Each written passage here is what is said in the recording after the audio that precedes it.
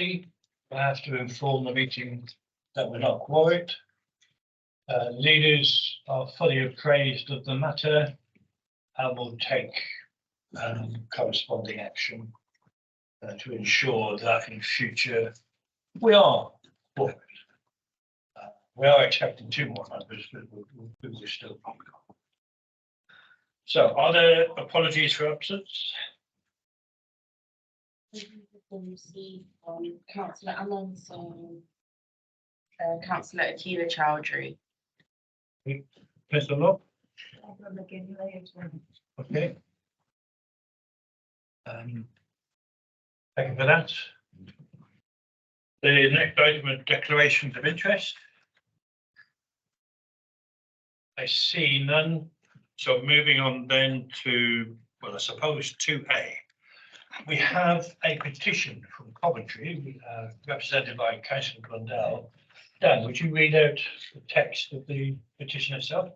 Yes, thank you, Chair. So it's Councillor John Blundell from Coventry City Council who's joined us at the back of the room. The petition is entitled "Keep the number 19 bus service," and then the text at the start of the petition says, "We, the undersigned, petition Coventry City Council to work with Transport for West Midlands and National Express to keep the number 19 Tile Hill to Coventry via Cannon Park Shopping Centre bus service, as this provides a vital means of transport for a large number of residents who rely on this service, of which a significant number are elderly and have no other means of transport." Councillor Blundell, would you come to the table, please? Of course.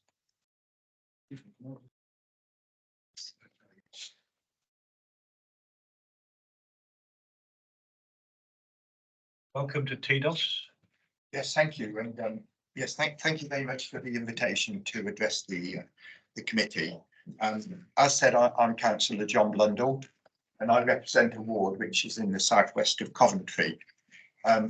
The bus service, as well as serving the shopping centre, also serves Canley Cemetery, which is, I believe, the largest cemetery in Coventry. And obviously, with the withdrawal of the bus service, this means that there is no bus service which runs along and directly serves this cemetery as well. I was sort of obviously hoping that National Express might, if they can't provide the number 19, if that service has been removed completely, might consider actually diverting another service to go along Cannon Hill Road. Cannon Hill Road is a road off Kenilworth Road, and it is one of the sort of a main residential roads running through Coventry. And it does mean that if you wish to catch a bus, you would have to either walk up to the Kenilworth Road or to sort of the A45, both of which are a considerable distance away. As well as the online petition, which did raise 110 signatures, a resident very kindly did a paper petition, and that has 144 signatures. So in total, we have 254 signatures to this petition. And I hope that obviously it can be progressed from here to whoever it needs to go to the relevant transport company, presumably National Express. So once again, thank you very much for allowing me to present the petition. And that's it. Thank you. Thanks, John. For my benefit then, can you outline the process from here as to what happens and how we as TDOS will be made aware of the outcome? That way. Yeah. Thank you, Chair. Thank you, Councillor. I believe we've spoken on the telephone about this service as well. I'm Pete Bond, Director of Integrated Transport Services. And thank you for bringing the petition today. The process from here is that we will accept the position. We will accept the petition, and I believe the petition is being made to Transport for West Midlands, and then we will log it as part of our petitions process and protocol. There is a process that we undertake around this that we will respond and set out to you. But if the desire is as well, I haven't seen it, so just speaking, if the desire is then that is also passed to National Express for further review and comment, we will also undertake that as part of the process, gather the feedback from our own petition process and the discussions with operators, and then revert back to the petitioner and the lead petitioner, which I'm assuming may be you in the instance of at least one of them. So, and whoever else is named on there as well. Given it's been passed through this committee, then we can feed back via this committee as well as the outcome of that petition. Thank you. Are you content, John?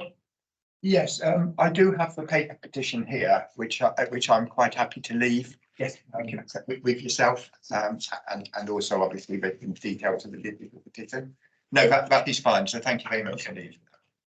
Okay, you're more than welcome to stay, but I suspect you're going to escape now. Okay. Take it over, Jerry. Are we allowed to speak on this? Because, No. no, okay, fine. Next item then is chair's remarks. Well, you've heard my comments about the quoracy. Leaders will be appraised of attendance on an ongoing basis, and it will be up to them to take the appropriate actions. Be aware, job descriptions are being drafted, terms of reference and so on, to be made available to leaders so that they are aware of the needs and requirements of not just TDOS committee, but overview and scrutiny as well, because they face similar issues. And on that basis, I am hoping that leaders will appoint members who are fully aware of the needs and requirements of TDOS itself, because they are changing and they will be increasing. Okay, so let's have that out and understood. I have no other remarks to make. Then the minutes of the 11th and the 14th of December are here. There's an action log which we will look at. Point of order, Chair. Please. Oh, Beg your pardon, Robert. yeah, should they reflect my attendance? Yes, Thank you. That could be made. we're talking about the, beg your pardon, we're talking about the last TDOS committee, aren't we? Yeah. Okay, so the action log. Which I've lost.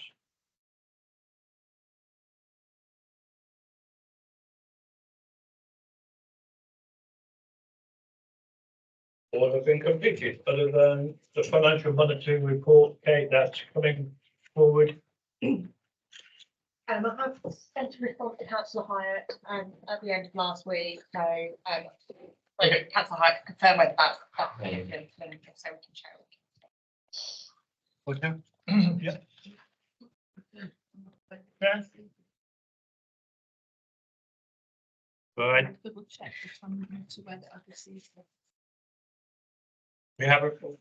we have the response from the portfolio lead. Beg your pardon. Councillor Huxtable. Thank you very much, Chair. Just in relation to the accuracy notes, Power 45, third paragraph, we talked about, I think, the potential for unlocking new stations both along the Sutton Park line rather than Solihull, and then Castle Vale / Castle Bromwich. So if that could be reflected, because Solihull, Castle Vale, Castle Bromwich, it's one and the same station, effectively. But I think reference was made specifically to the Sutton Park line and the potential unlocking of that line for rail travel as part of Midlands Rail Hub to replace the cancellation of HS2 North. And also, I made comments at the last meeting about the Park and Ride estate, and there was a discussion on the Park and Ride estate and why it wasn't on the forward plan. I see it now in the forward plan, but the existence of that discussion for the minute seemed to have been completely obliterated and lost. So if you could reflect that, I'd be very grateful, Chair. Thank you. And we shall do so. So we'll put the first item on the tracker and the second item within the minutes itself. With that, suffice. Did I see your hand go up, Robert? None? Any other minutes? I see none. Right, item 5, question time, a response from the portfolio lead. Any comments?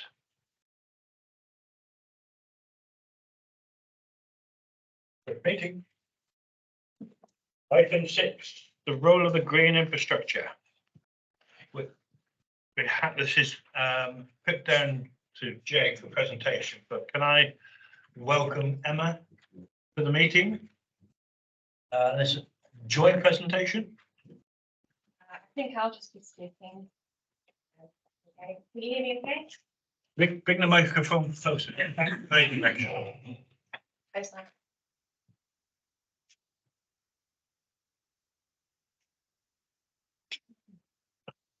How about now? Yep. Good. That's good. So thank you very much for having me. My name is Emma Ferranti. I work at the University of Birmingham in the School of Engineering, and this is a presentation on behalf of the WMF projects and also other collaborators at the University of Birmingham and beyond. So I'm here today to talk about urban design and the role of green infrastructure in promoting better air quality. I thought I'd start off by thinking about how urban design determines air quality. In our urban areas, we have different sources of emissions. We have emissions from cars, emissions from industry, and emissions from homes. And our urban areas also have people who are exposed to those emissions. And what urban design does is it determines how pollution moves through the urban area and how those people are exposed to the emissions. So if you think about buildings, they can channel the wind. I walked in front of Snow Hill to get here and came down the steps, and there was a really strong wind coming straight into my face then. I thought that was probably good for blowing pollution away.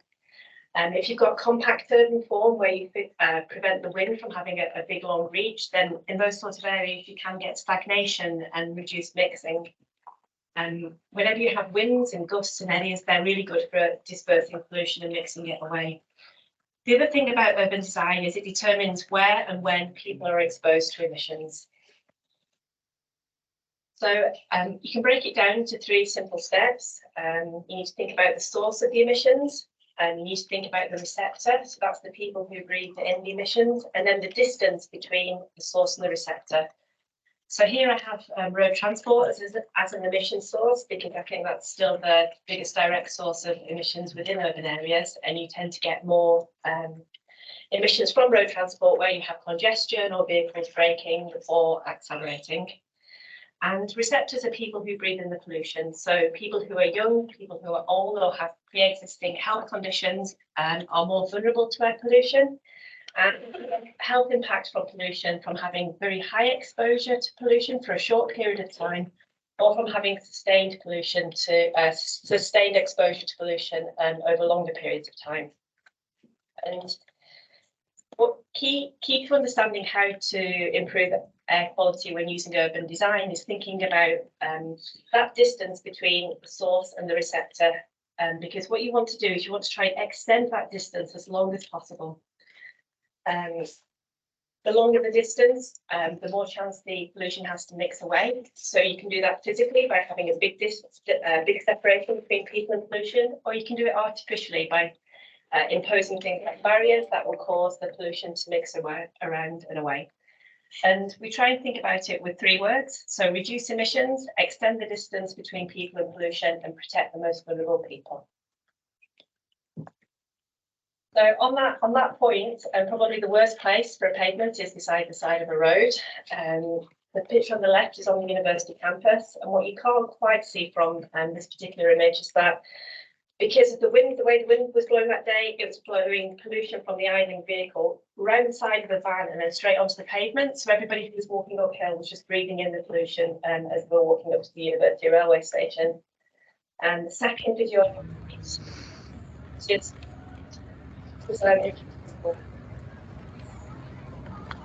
twice a day and have done for the last 8 years. Pollution and then moved to small. They're a little bit bigger now, but if you think of a small child on a scooter or in a buggy, their mouth is very close to the exhaust of an idling vehicle.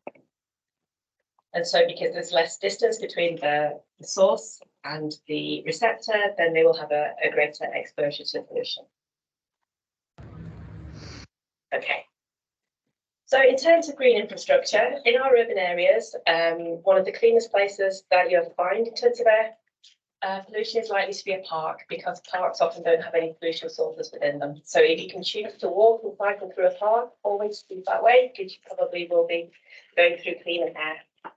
If you look at the diagram on the slide here, it shows two scenarios that involve trees. The one at the bottom has a pollution source underneath the trees. And if you look at the way the tree canopies are, they're connected and they're forming a lid. If you have this sort of situation in an urban area where you have a pollution source underneath a lid, then you will have pollution trapped beneath the trees. I would suggest the solution in this instance is to pollard the tree, just so that there's that space for the pollution to mix away, or to remove the pollution source. I'd keep the tree personally. The counter is true if you look at the top image. If you have people underneath the tree or underneath the tree canopy, and there is no pollution source, then they will be protected from above. A colleague of mine likes to call this a green oasis, and I think you can imagine how it would work very nicely in primary schools, because you could have children underneath the trees, and that would help protect them from polluted air above. If you can have things like hedges, if they are sufficiently high and sufficiently thick, then they will form a barrier between people and pollution. So if you look here, you can see that the pollution is being forced over the top of the hedge, and in doing so, it allows time to mix and it reduces the exposure. And it's just like having a windbreak on a beach. If you're to the lee of the break, then you will have reduced exposure because you have that barrier protecting you. The other thing that green infrastructure can do within our urban areas is it can create really bumpy surfaces. And when you have this kind of heterogeneous bumpy surface, then you have increased mixing. And so again, this can help disperse the pollution away. The counter is also true. If you look at the bottom diagram there, if you have very kind of regular form, urban form, then probably you can get stagnation where there is less mixing happening. The other thing about green infrastructure is that it does produce VOCs, so they are volatile organic compounds, and trees produce them as part of their daily life, and that in specific circumstances, these can mix with pollution from cars, with NOx, to form ozone. You need to have very strong sunlight, it needs to be a high temperature, and it takes a long time, and so any kind of ozone that is created, say, from emissions in Birmingham, probably won't be formed in Birmingham, but it will form at some point downwind. So often we're asked, what trees should I plant so that they don't create ozone pollution? And it's nothing really to do with the specific species of tree. It's good to have mixed planting, and it's about understanding the whole effect and the time it takes for ozone to form. One thing that I've written in red quite clearly is that trees do not clean the air. I am a volunteer tree warden for the city. I run a tree charity. I'm a huge advocate for our green infrastructure in urban areas, but it's really important to be realistic about their role in emissions control. So there are a couple of things that are quite often confused. When we have trees in urban areas, pollution is deposited onto trees, and we can see that. And if you look at an old buildings are dirty because pollution has been deposited onto them. But the amount of pollution that is deposited onto a tree in terms of particulate matter is so small in comparison to air pollution within the atmosphere, it has a negligible effect on what we breathe in. For NOx, nitrous oxides, it's a little bit more complicated because there is some gaseous exchange with the leaf. But any NOx that is taken in by the leaf is then offset by the roots. So again, it isn't an effective emissions control in urban areas. And that is supported by research done by the Air Quality Experts Group, who advised DEFRA. So trees are great. They're really important as part of urban design in terms of separating people and pollution. They encourage people to walk, to cycle, which in turn helps reduce emissions. But in terms of the tree actually cleaning the air, that's not an effective emissions control. This is a city tree. It's not with a picture of the West Midlands, it's from somewhere in Europe. I saw it when I was on holidays. I'd also be quite, I don't think advice like this will live up to the things that it promises to, and I'm happy to discuss those offline if anybody wants to talk about city trees and their role in improving air quality. So what we have done at the University of Birmingham and on the WMAir project is we've produced lots of different briefing notes that explain using graphics and plain text the the role of green infrastructure, things like PM 2.5, things like wood burning stoves, different topical issues related to air pollution, and all the links are on the final slide. One that I've been involved with is thinking about urban design for air quality, and it just really talks you through this idea of reducing emissions, extending the distance between people and pollution, and protecting the most vulnerable people. These particular graphics are from a two-sided guide, and it's probably more appropriate for you to read through that than me try and talk through it here. But I wanted to focus on two particular images. This one here is roadside, and it shows how you could combine a hedge and a tree to just separate people from pollution. So you're extending the distance between the car and the person. You're also, by having that combination of the hedge and the tree, you're creating a bumpy surface, so you're encouraging mixing. It's also acting as a bit of a barrier as well. And then hopefully by creating this cycle path, which is an enjoyable place to cycle, you're then also helping to reduce emissions by encouraging active transport.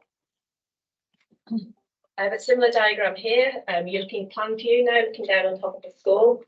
And most of the time when we collect our children from school, we're doing it from the roadside. We stand on the pavement by the side of the road in front of the school to collect our kids.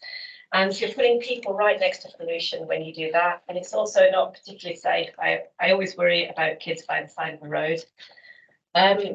I think there are alternatives to this that can help extend the distance between people and pollution. So if it's possible for parents to wait on the playground inside the school, then just by moving them back a little bit from the roadside, you would reduce the exposure of people, but also of younger children who are more vulnerable to air pollution.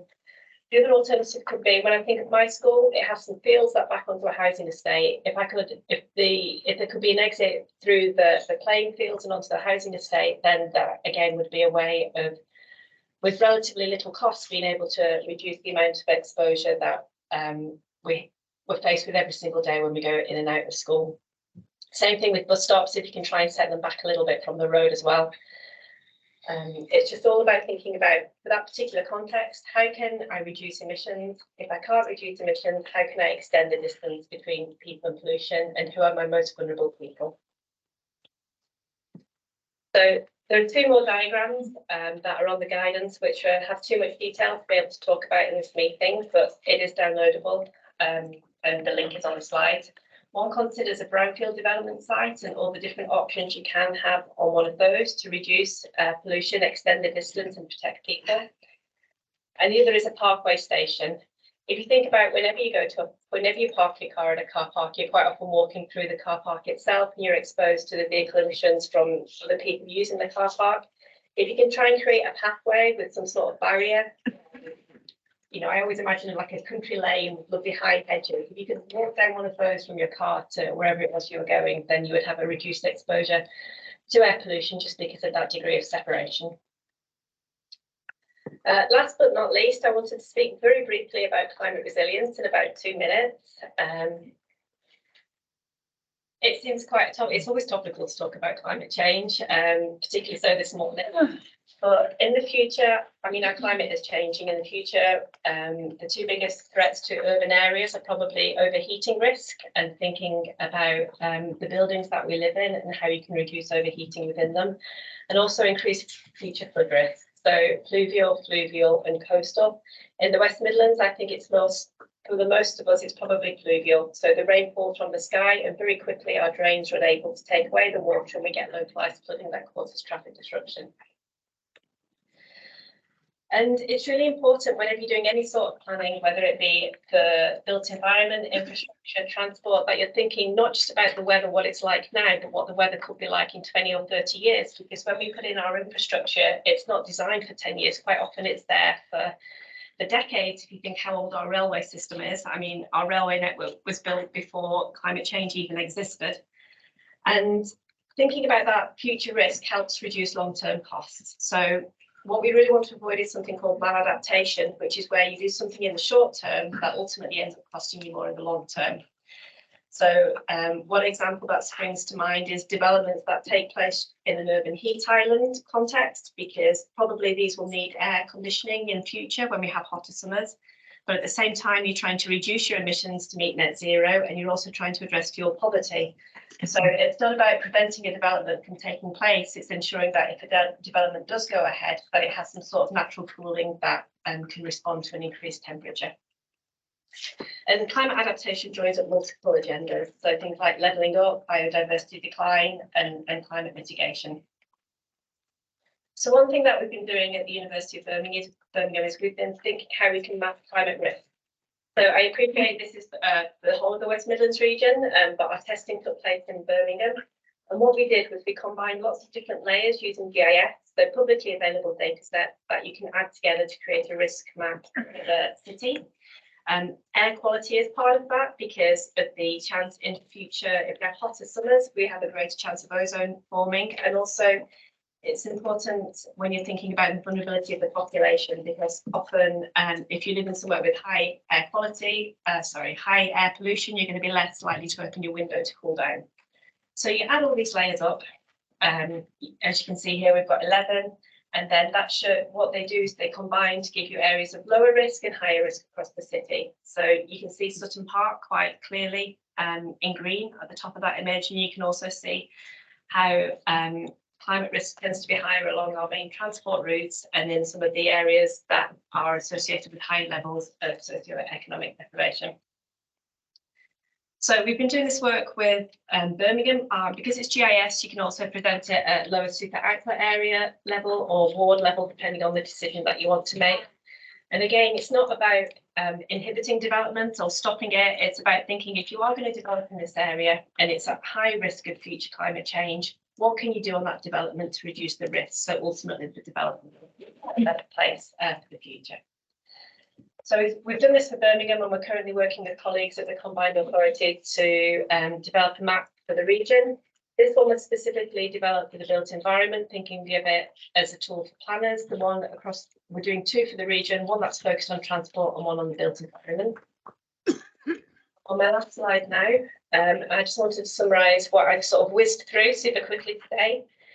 Firstly, urban design determines where people are exposed to pollution, and it determines where the pollution is created. And what we need to think about doing is reducing emissions always. If we can't reduce them, extend the distance, and if we can't, then we need to protect the most vulnerable people. It's important to understand the limitations of trees in terms of actually cleaning the air. Trees are wonderful. They provide so many benefits, and they can be part of good urban design and also encourage people to walk and cycle, but they're not actually cleaning the air for us, and it's important not to use them as an emissions control. And last but not least, we should be thinking about climate resilience and planning for a future climate. Thank you very much. Councillor Ward, thank you. Thank you. Emma came on to the MEG, the air quality MEG, to give a similar presentation as the one she's given this afternoon. When we had that presentation, I thought it was such an important subject that it was well worth Emma coming to the full committee to give a presentation, but also in order that we could table the two recommendations that are in paragraph 2 of the report. And this is to influence the Developing West Midlands Local Transport Plan, certainly with the principle of reduce, extend and protect, but also in the big move chapter to ensure that we do encompass the role of green infrastructure in supporting climate resilience in the West Midlands as that plan is then rolled out. So I would like to endorse these two recommendations and encourage members of this committee to support them. Thank you. I see two other hands. Peter Martin Ventin. Yeah, reminded rather sharply on your presentation on page 37, going Shrewsbury, lost in the floodwater. It reminds us that the effects of such flooding are already and have been for many years upon us, particularly affecting our railway infrastructure. I say, with your permission, Chair, could we have a piece of work on that quite urgently, so this time next year we're not having quite the same conversation as to what the root cause was in the railway cases, particularly maintenance or gully maintenance. I'm happy to do so. But it's a question in terms of our role. I mean, delighted that Birmingham University is here, giving us this presentation because of the relationship that we need to develop with the university. Whether or not it's part of our role to continue that, I mean, is it not for others to pick this up? I don't know. I would take advice. All right. Tim. Thank you very much, Chair. Yeah, I've got several questions, but just picking up first of all on Councillor Martin McCarthy's point. I think that's something that the Rail Meg could actually explore in terms of flood resilience, because we've seen stations underwater when the river has bursted banks, such as at Woodend a couple of months ago, and you know, train passengers are being disembarked from trains like at Hampton in Arden because of the line being flooded. So that's something I can ask officers from my Meg to look into rather than take up this committee. But I think it's an excellent point from Councillor McCarthy. No, my question is relating on the presentation, and I think it's a fascinating presentation, and thank you very much indeed. The first thing is on page 25, you've got the worst place for a pavement is roadside. By the same token, if we're talking about distance between source and receptor, is the worst place for a cycle path is roadside, because cyclists, I'm assuming, are working very hard in terms of cycling and breathing in. And if they're right next to the roadside and all the pollutants, that's not very good for the cyclist. So, but what you're saying, if I understand the presentation, is that it's really good for cyclists through parks and other non-pollutant sources, like next to a canal through towpaths.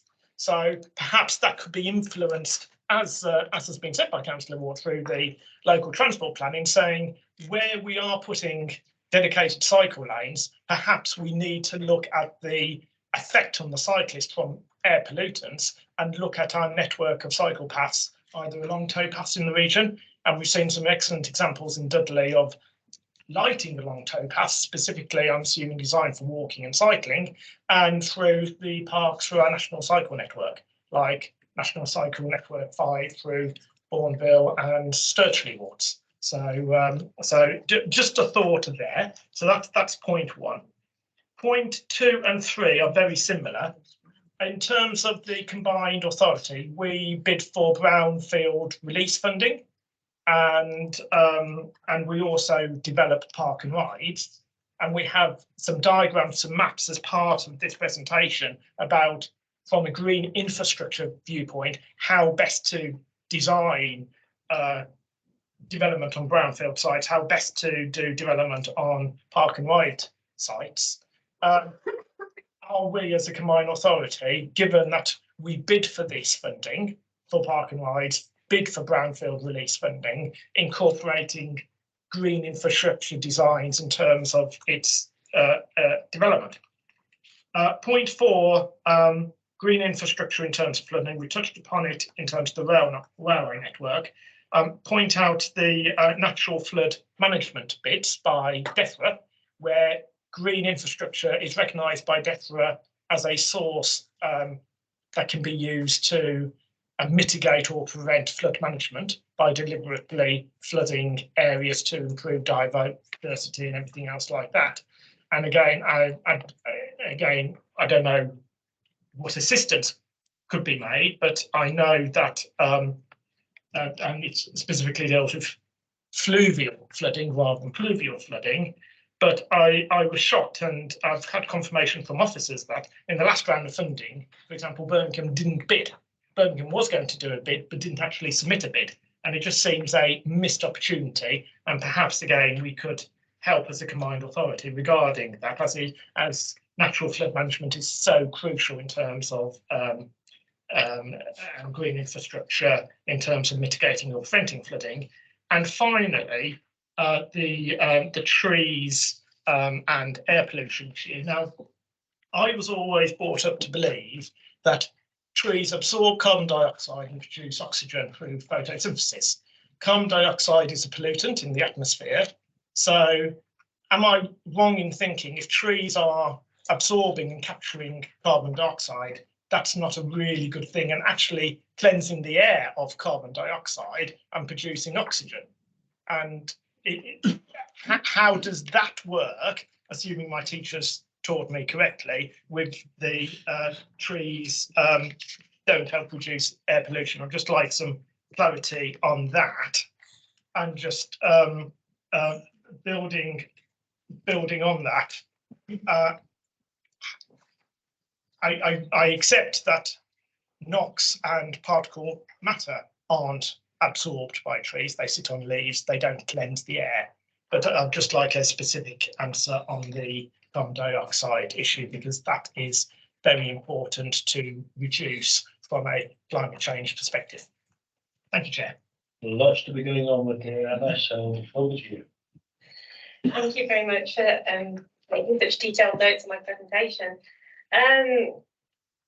We don't consider carbon dioxide as a pollutant because it's not something that is legislated for under the Air Quality Act. Carbon dioxide is taken in by trees and oxygen is released, but carbon dioxide is not a pollutant. When we're thinking about mitigating climate change and reducing the amount of greenhouse gases that are produced, then of course trees do take in carbon dioxide, but within the context of air quality, air pollution, carbon dioxide is not a pollutant, which is why when we're talking about trees not cleaning the air, it's thinking about particulate matter and NOx. Is that okay? Yeah, no, thank you for the clarity. It's okay. Anything else? Is someone on team? No, you okay with that? Someone on team. Do you want to come back? No. Yeah, Councillor I saw- Marshall. Councillor Marshall. I know. Yeah. I'm very much aware. You're content then with your questions? Well, I'd like to hear the combined authorities' viewpoint on some of the issues I raised, like brownfield release and park and ride. Well, certainly through Jackie Homan and her team, looking at what the conditions are, there is a natural capital strategy around all of this. It's not just around transport, it's something that the whole combined authority does. On brownfield sites, I don't know the answer, but we can certainly have a look at that and see what we are doing in terms of the funding regime. So we obviously unlock brownfield through providing funding and viability gaps for developers. What's the conditions that are contained within those, and how are they helping us deploy the sort of broader strategies that the combined authority? Is that the question that you're asking? Thank you, Jay. That's part A. Part B is this probably ties in neatly with our next meeting, because I see Park and Ride Estate is on the foreplan for the next meeting. Perhaps my question could be deferred until then and answered then in terms of green infrastructure as part of new Park and Ride development. Thank you, Chair. Robert. Thank you, Chair. I really welcome this. It's a great piece of work. Thank you for coming along and presenting this. There is nothing new in this in terms of pollution's a bad thing and we need to reduce it in the atmosphere. I think about the Clean Air Act of 1956, think about the one of 68. That talked about making increased distances between people and the pollution with taller chimneys and things like that. Now, times move on and we don't have the same kind of industries that necessitate those chimneys, certainly not in urban environments. But that was replaced by increased traffic on the road. And as traffic emissions reduce because we have electric and hybrid and much more efficient petrol cars now, that's being made up, those savings, by other things like going full circle and us having wood burning stoves with all the particulates that they release. So it's an ever moving thing, but the fundamental principles of we need to be mindful of pollution and reduce it, and we need to keep people away from pollution as much as possible are well understood and have been for decades, 100 years or more. So the really new thing in this to me isn't those concepts, they're well understood, is the maladaption and your focus on actually real world, this is what you need to do to avoid that. Because if you just knee jerk, if we just say, oh, all cars, all traffic's bad, we'll narrow roads by giving up half of it to a cycle lane, we can see that that's really counterproductive because you're going to make a lot more pollution from the traffic jams that you will create, and you're then going to put the people that walk and cycle right next to all that extra pollution. So that's what's happened in the past, but this is looking at saying, no, that's maladaption. here's the drawing that shows, here's your road, here's some bushes, here's a tree. And then if you can do a cycle lane, it needs to be additive. It needs to be something additional. It needs to give people a further option. But, you know, we can take brownfield regeneration and make some of the land available for new walking and cycling and other transport routes. If we're going to route things, we'll route them at canal towpaths, as was said, or through parks, where, again, you've said it's much better air quality. So this, to me, is the real power and benefit of this report and the work that you and the University of Birmingham are doing. It's about, you know, taking that knee-jerk concept of, oh, we've got to cut things and, you know, therefore cars must all be forced off the road or whatever, and actually saying, no, some of that's counterintuitive, counterproductive, maladaptation. What we need to do is separate them. What we need to do is urban planning. That was used it many times. Smarter urban planning to make sure that when we regenerate, we use some of that brownfield site for more trees, but smaller ones that have got gaps between them that facilitate airflow rather than block it, and space for additional walking and cycling and other transport routes. So I really like this. As I say, to me, it's not about any new concepts in there, but what it is about is injecting some real sense and real world stuff to stop us doing some of the mistakes that have happened. You know, people, I'm sure, with the best of intentions, cut down roads and trying to put, you know, make them into cycle paths, and that's not really worked out. But this focus on getting it right and the right design, I think is really important, and I hope that those aspects of this are adopted. Certainly, this is the what kind of way things are going in Warwickshire. We've done a lot of additional research on some of the sites that were earmarked to have the roads constricted to make way for a cycle path. And what we found is that the traffic numbers are much higher than we thought. And when it's been modelled, we've realised it will massively increase the pollution if we do that. And all the people that will be walking and cycling will be right next to that. So we've changed our mind, and now we look for additive solutions where if there is additional walking and cycling, that's on top of, not instead of, the road network. Thank you. Thank you. Interesting in terms of how Warwickshire's thoughts have developed in line with this document. I saw Emma online and then Carol. Thank you very much, Chair. It was a really interesting presentation, and I really do welcome it. And yes, the point's been made by the previous speaker around urban design is extremely valid. The one thing I think is really important within all of this is that we remember that trees use are not just for you know, keeping nice oxygen levels and moving around the air, but also they can reduce the temperature of a street quite substantially, actually. And in summertime, that's handy for us because we don't want our tarmac to start melting. So it's actually really important for us to think about the right tree in the right place. So my question really is for officers to find out, have we got those experts within the combined authority who will be able to tell us what trees need to go where and what level of pruning they need, so we can ensure that when we are planning, we are going to be doing it correctly first time. Thank you. So I'll ask again, the climate change team that is within the wider combined authority do have that expertise, and I think they do work with yourself, Emma, in some respects as well. So so looking at the kinds of design, what kind of species of trees, etc., provide the best value, not just in terms of managing or helping to assist in air quality, but also canopy cover for you know, heat management and all those sorts of things. And they are the kinds of things that team is doing. Again, there is some published strategies around this from the combined authority, particularly around the value of natural capital. It doesn't normally come to a committee like this because it's not necessarily focused on transport, but how we deliver new transport infrastructure and incorporate natural capital is quite important, I think. But yeah, there are some established policies already available through the combined authority, and if this committee wanted to have some further information on that, we can certainly circulate what does exist and introduce you to the various team members as well. Thanks. Emma, did you want to add? Thank you. I think it would be quite there's two Emmas, so I may have came in then when you was asking the other Emma, sorry.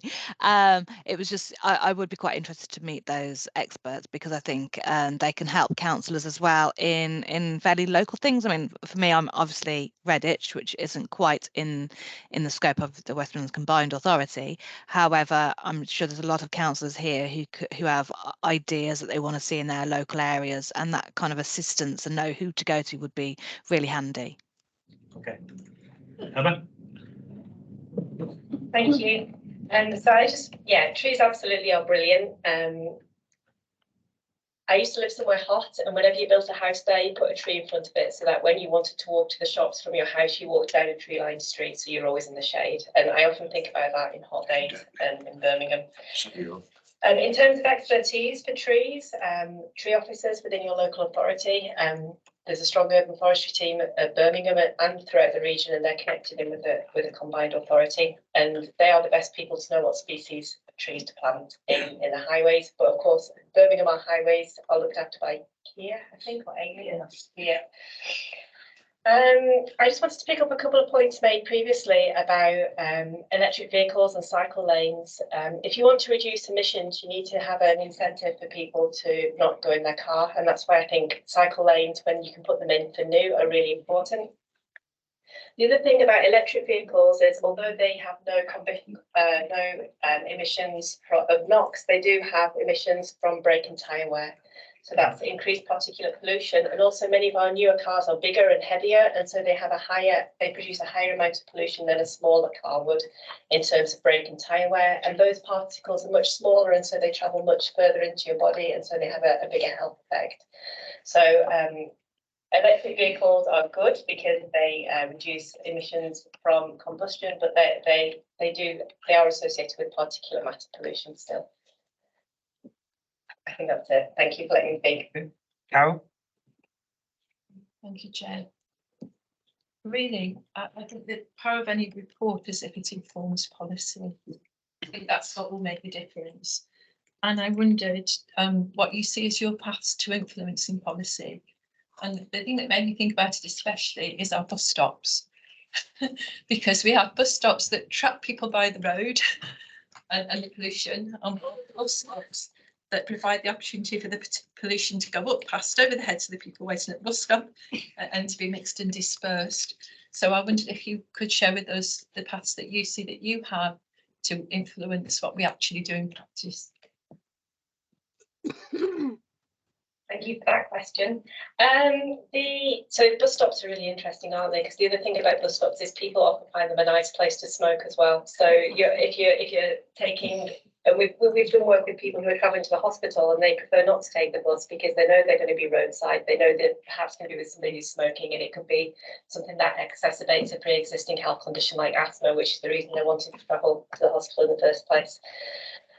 Air quality policy, I think for me, it's about planning, and it's about working, perhaps, is it SHLA, the Strategic Housing Land and Assessment Panel, where you first think about what plots of land are suitable for development within Birmingham. I think it goes right back to there, thinking about the air quality of that particular site and how you can undertake a development on that site without making air pollution worse. In terms of climate resilience, I think it's at the planning level and thinking about how equity development is an opportunity to improve air quality, not just on that particular development, but also in the neighbourhood. So if you're building a housing estate, where is the school, and how do you get from the housing estate to the school without increasing air pollution? Does that help? Yes, I understand that. That's why like Amsterdam went so quick, because it was through planning, wasn't it? That I was told that it was, it achieved so much so quickly through planning. Thank you. Maybe do you want to? Thank you, Chair. I just wanted to add, in terms of the Climate Change Act 2008, there are requirements for the government to set out adaptation strategies.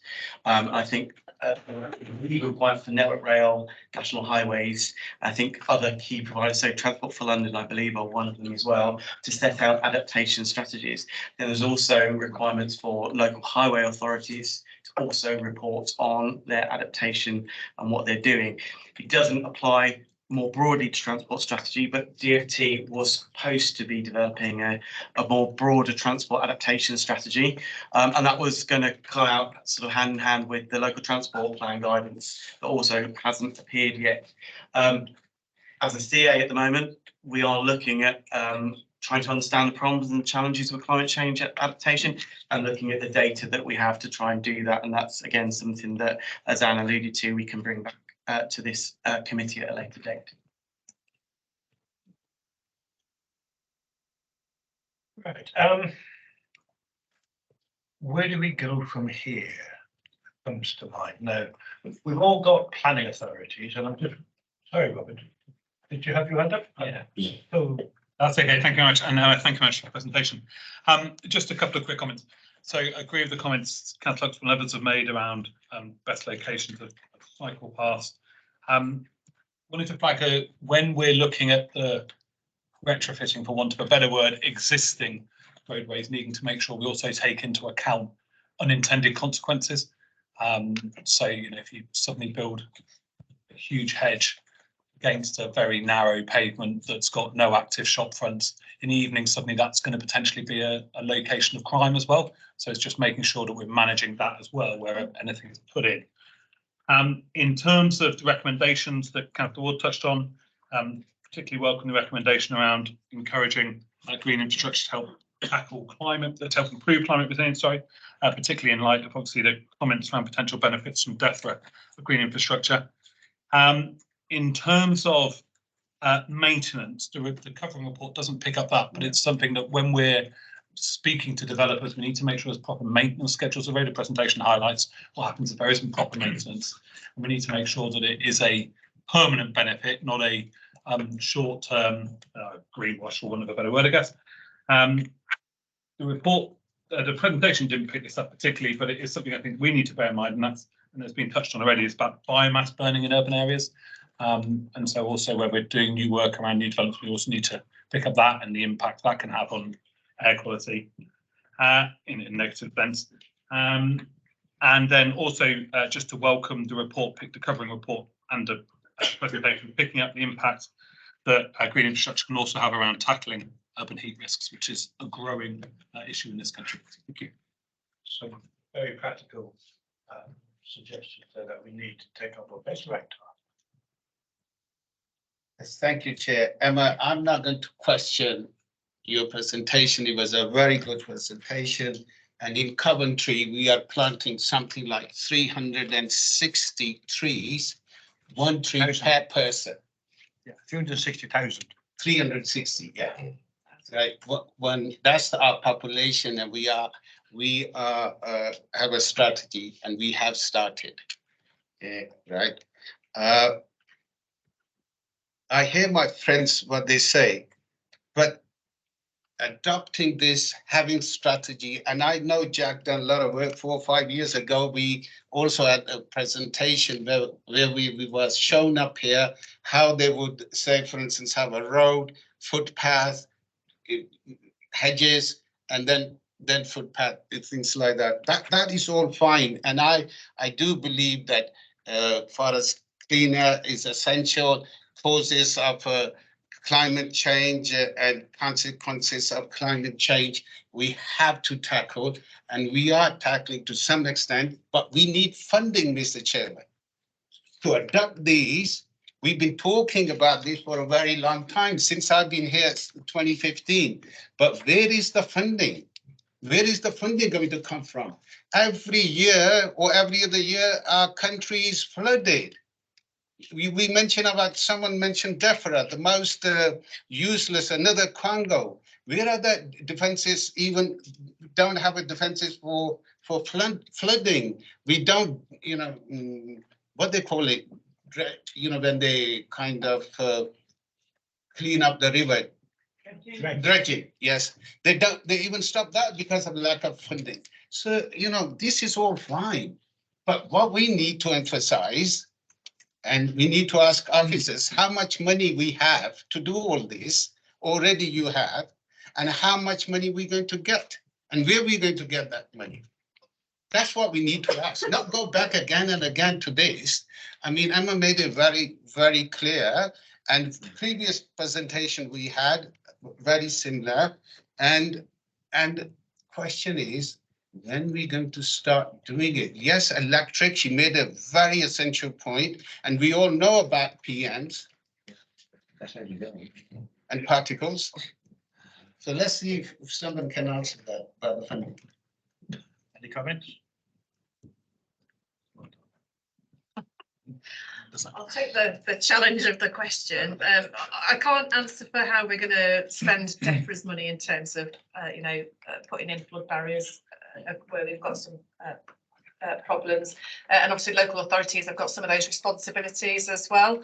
What I can say is that when it comes to incorporating natural capital into our transport infrastructure, then we have the City Region Sustainable Transport Settlement, which is being used to design and develop, improve both our bus infrastructure, our metro infrastructure, as well as walking, cycling as well.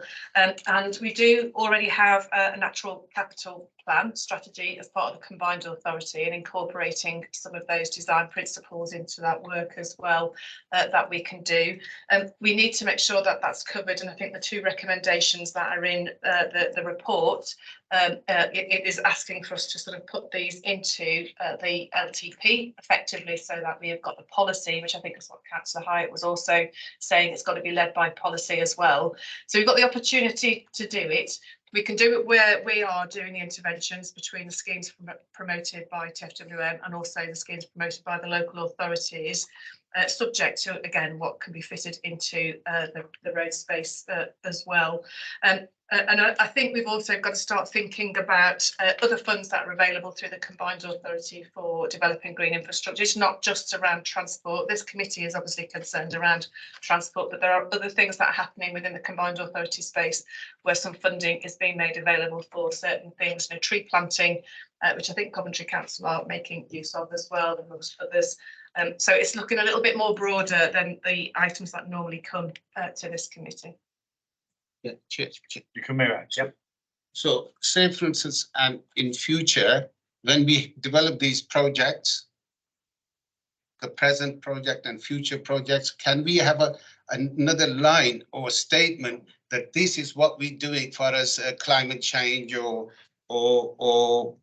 planting trees or hedges or design, which is in favor of reducing effluent? We can, and because we will also have carbon offsetting targets against all of our capital projects, and that's why we are recruiting a carbon specialist into Joe's team, into the delivery directorate as well. So all of these things are being taken into account as we're developing the schemes that we're bringing forward for improving transport infrastructure. And that will look at not just natural capital, but it would also look at some of the broader interventions that we can do to sort of make sure that we are decarbonising the transport. Chair, just quickly, can Jack be involved in this with your other officers? Jake is already involved, I believe. Okay. Jake. Can I thank Birmingham University for the work done? Because for me, when I saw this presentation at Ian's Meg, I thought this is exactly where we want to be politically, because it is something that is extremely important to us at a local level. And that then reminds me about Coventry, and we have a new cycleway along the Bindley Road. And of course, to make that space, they took existing road space, created a dedicated cycle lane. But because it is roadside, and don't get me wrong, it's vastly superior to having a cycle way that is takes into account the road, gutter, the drains, and so on. They just mark off a bit of the old road, and that's the cycle. No, it's not. However, this new cycle path is adjacent to the road. No screening, not through. So Robert's point about retrofitting, it would be interesting to have a view of the cycle path to understand within the context of your presentation its pluses and minuses, because quite clearly from the presentation there's still a lot of work to be done. Which then leads me to think this presentation really should go to the 7 planning districts, because for them to take into account the issues raised. So I'm just wondering if that would be possible, that we could make a recommendation to send the presentation on, and then it's for the individual planning authorities to make contact with the universities should they see fit. So I think the final point, once again, is reiterating the improving relationships with the universities. There's an awful lot of information available to members that we can tap into. So we're pushing at an open door, and I want us to develop those relationships with our MEG, member engagement groups, so that that's where the real work will be done. Thank you very much. Thank you. Can I say one last thing before I go? Sleeping. Sorry. Before I have to be quiet. The door is always open. We have lots of undergraduate students every year who need projects to do, so and internships and things. So there's always opportunities at the university. But what I wanted to mention was about trees, and the trees planted that will be planted in Coventry is absolutely amazing. But what we need to be thinking about is tree establishment. It's not just about putting small trees in the ground. It's about thinking how we can grow them big. And so it really is hugely important that we think about trees in terms of establishment rather than planting, and about their long-term maintenance, like the councillor who has left pointed out before. A new street tree will probably need watering for 5 to 10 years. So, thank you. I'll be quiet. We've got recommendations in front of us. Are we agreed? Yeah. Thank you very much.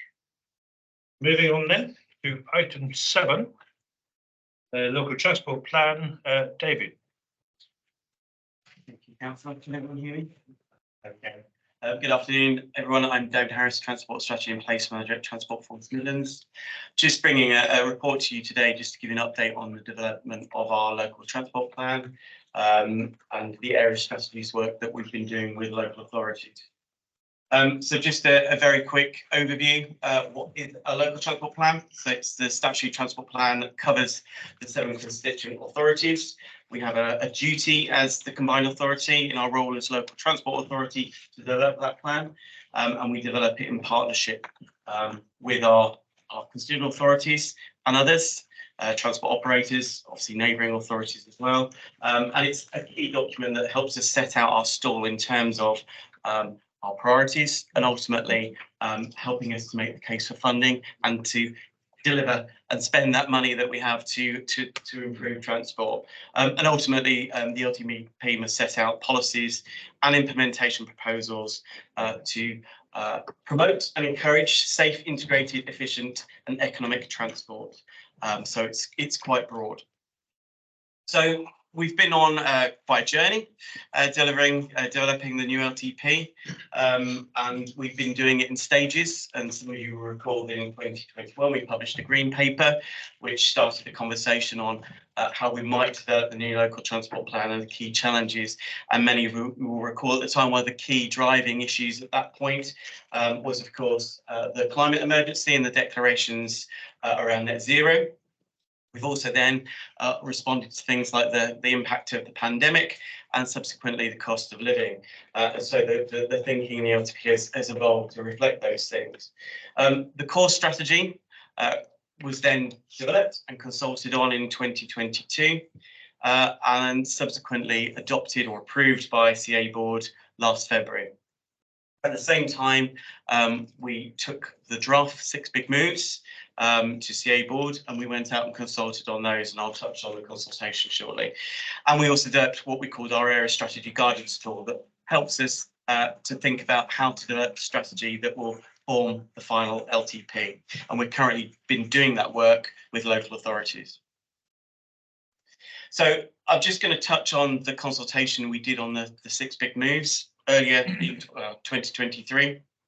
And that sort of took place after the CA board approved their publication on the 10th of February, and we engaged with the public for an initial period from 22nd of February through to the 5th of May last year.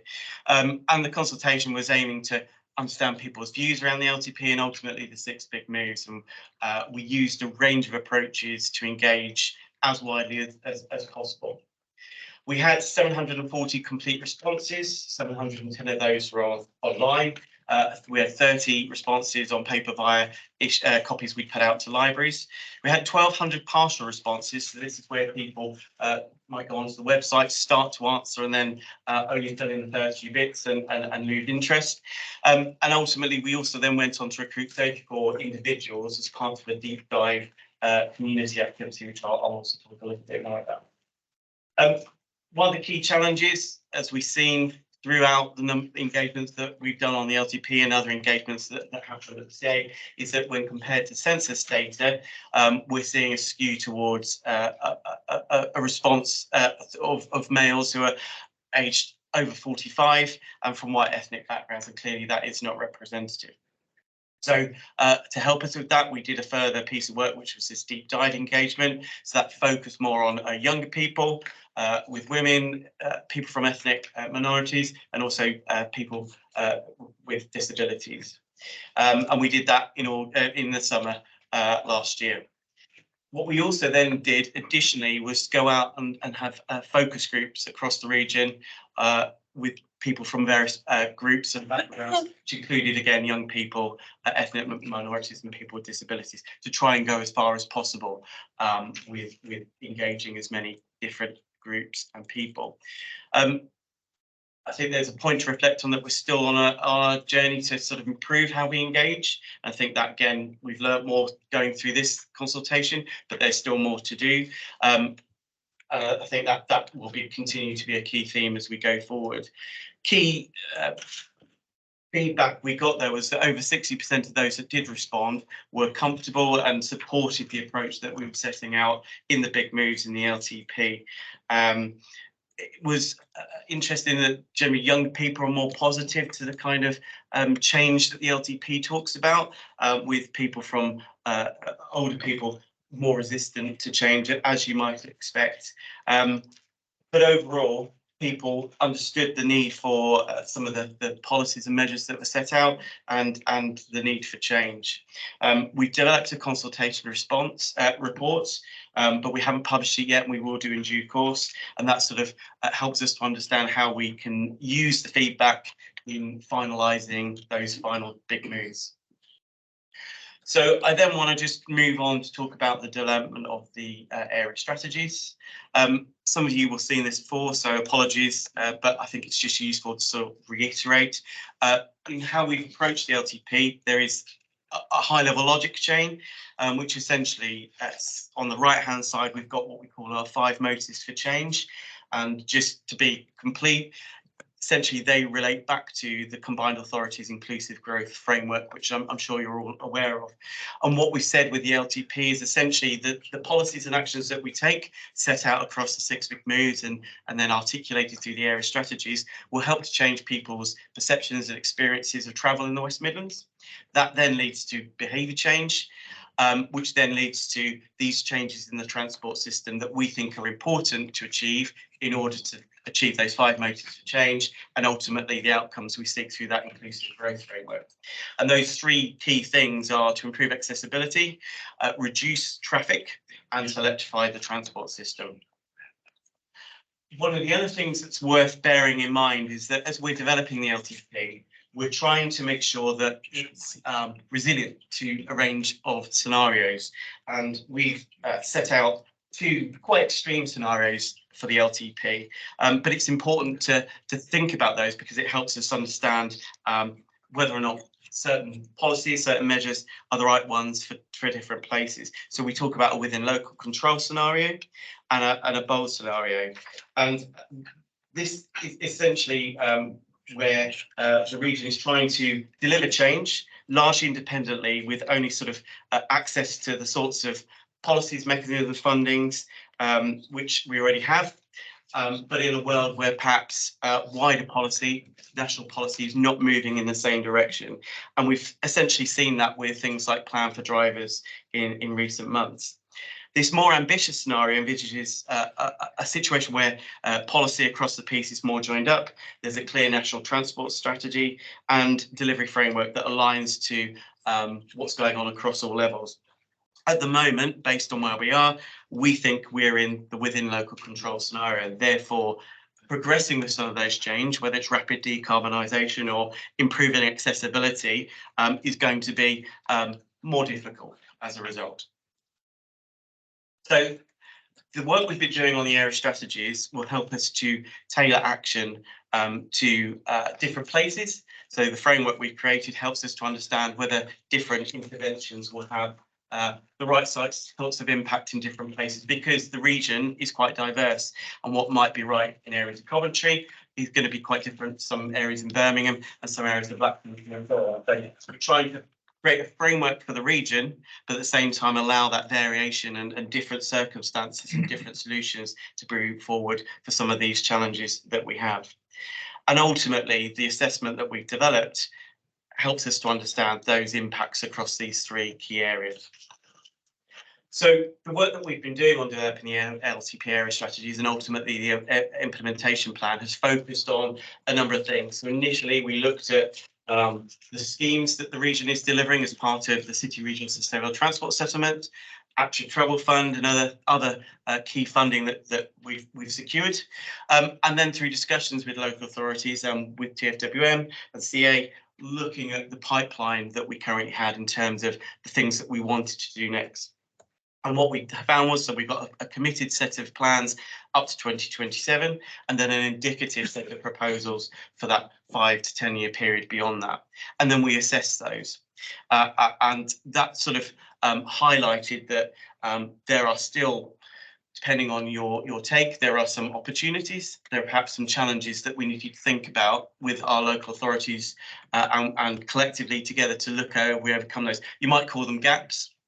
That might be a bit harsh, but they are areas where we could do better, whether we can go harder to decarbonise, whether we can look at areas where we're not addressing accessibility as well as we could do.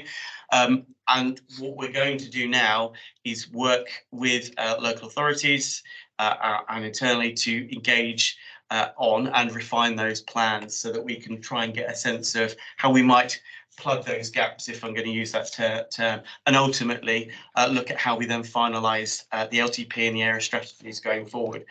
And I'll come back to this in a moment. But this pipeline is really important going forward because you'll all have heard of the single settlement. Crust 2 essentially will form part of that single settlement. So from 2027, we will get a 5-year allocation of funding from government that will not just include what was Crust, but anything that was perhaps related to cycling and walking, active travel, electric vehicle charging. So all of that comes together in one place, and it will be important for the LTP and the area strategies to set that out. So where we wanted to be at this point was perhaps going to CA board with a draft set of area strategies to go out and do some engagement on in terms of seeking the public's views around how we might close some of those gaps. But there are a number of key issues that we think merit a bit of a delay in that process. And as I said, whilst the outputs of the area strategy work really do demonstrate that we are doing some good things, so where we are delivering, we are seeing some impacts around particularly accessibility, but there remain some questions about what else we can do to improve the impact against some of those wider outcomes. And if, in the same time frame, we've got big questions around things like the public transport network and bus delivery options work that's going on. So we wanted to pause just to allow those things to play out as well. The cancellation of HS2 north of Birmingham and then the subsequent Network North announcements means that the CA is now going to be in receipt of additional funding through that Crust 2 single settlement allocation. That's almost doubling in terms of what we had previously. So in terms of the pipeline that we've already assessed, we need to go back and actually do more work because there is potential for even more opportunities to come forward in the next funding period. we also need to be able to demonstrate that those things that we agree to do or decide to do as part of that single settlement are actually doing what we've said they'll do. So I've talked about some of those longer term headline outcomes. So that might be around improving accessibility or decarbonisation. Within the single settlement, we'll also have to set out some shorter term deliverables that link to those longer term outcomes, but that are more specific to that 5-year funding period. And that work is ongoing at the moment as well. So we need to align that. And also as part of the single settlement, we'll have what is called the functional strategy for transport. And the LTP will become that functional strategy. But as part of the single settlement work, the combined authority and local authorities are looking at place-based strategies where some of that funding pot will be brought together, transport, net zero, housing, all those sorts of things, into particular geographic spatial locations. And that work also needs to be reflected as part of it. And as some of you may know, the CA is also developing its futures strategy at the moment. And one sort of final thing really just to leave you on really is that as we've been developing the local transport plan, we've been anticipating the publication of updated local transport plan guidance. So the last transport plan guidance that was published was under the last Labour government in 2009. And with the advent of the transport decarbonisation plan, net zero strategies, etc., government committed to updating that guidance. In addition, government was going to also publish quantifying carbon reduction guidance. Now, as part of our deeper devolution deal, we got a commitment as CA to work with government to embed that within the local transport plan. And clearly, until we've got the final version of that, it's quite difficult for us to make sure that we actually are doing it in the way that the government have asked us to. We think we're probably on the right lines, but it hasn't been published and we don't know. And also following the publication of Plan for Drivers, we think it's also sensible to wait and see how that guidance looks, given the sort of changing position on some issues.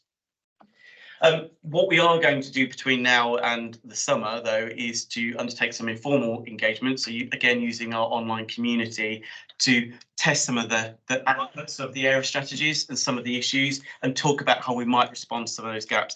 And we'll use that to come and have conversations with members as we sort of think about reviewing the final area strategies over the rest of the spring.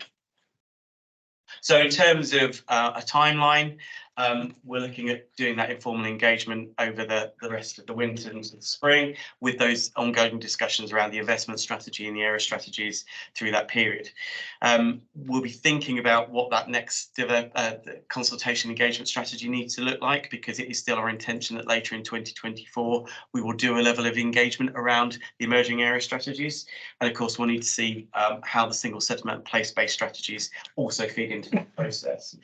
So at the moment, our anticipation is that we'll present the draft area strategies to CA boards in the summer and then undertake that engagement. And then the aim is to try and have that full final LTP presented to CA board for adoption before the end of 2024. Thank you. Thank you, David. Any questions, comments? Tim? Thank you. It's a comment, and David, and first of all, very much welcome the progress and the update. But David quote said cancellation of High Speed 2 north of Birmingham. Now, as I understand it, it's not going to stop at Birmingham interchange. It's going to go on to the village of Hansacre in Staffordshire, where it will connect the West Coast Main Line, which is indeed north of Birmingham, or indeed northwest of Birmingham.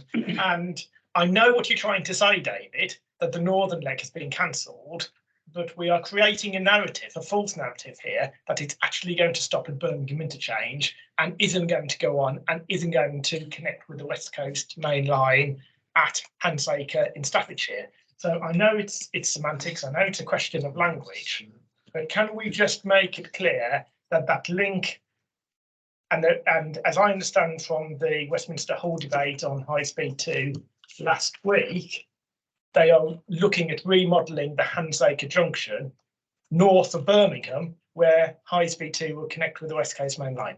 It's a comment. As I say, I know what David's trying to say, but we risk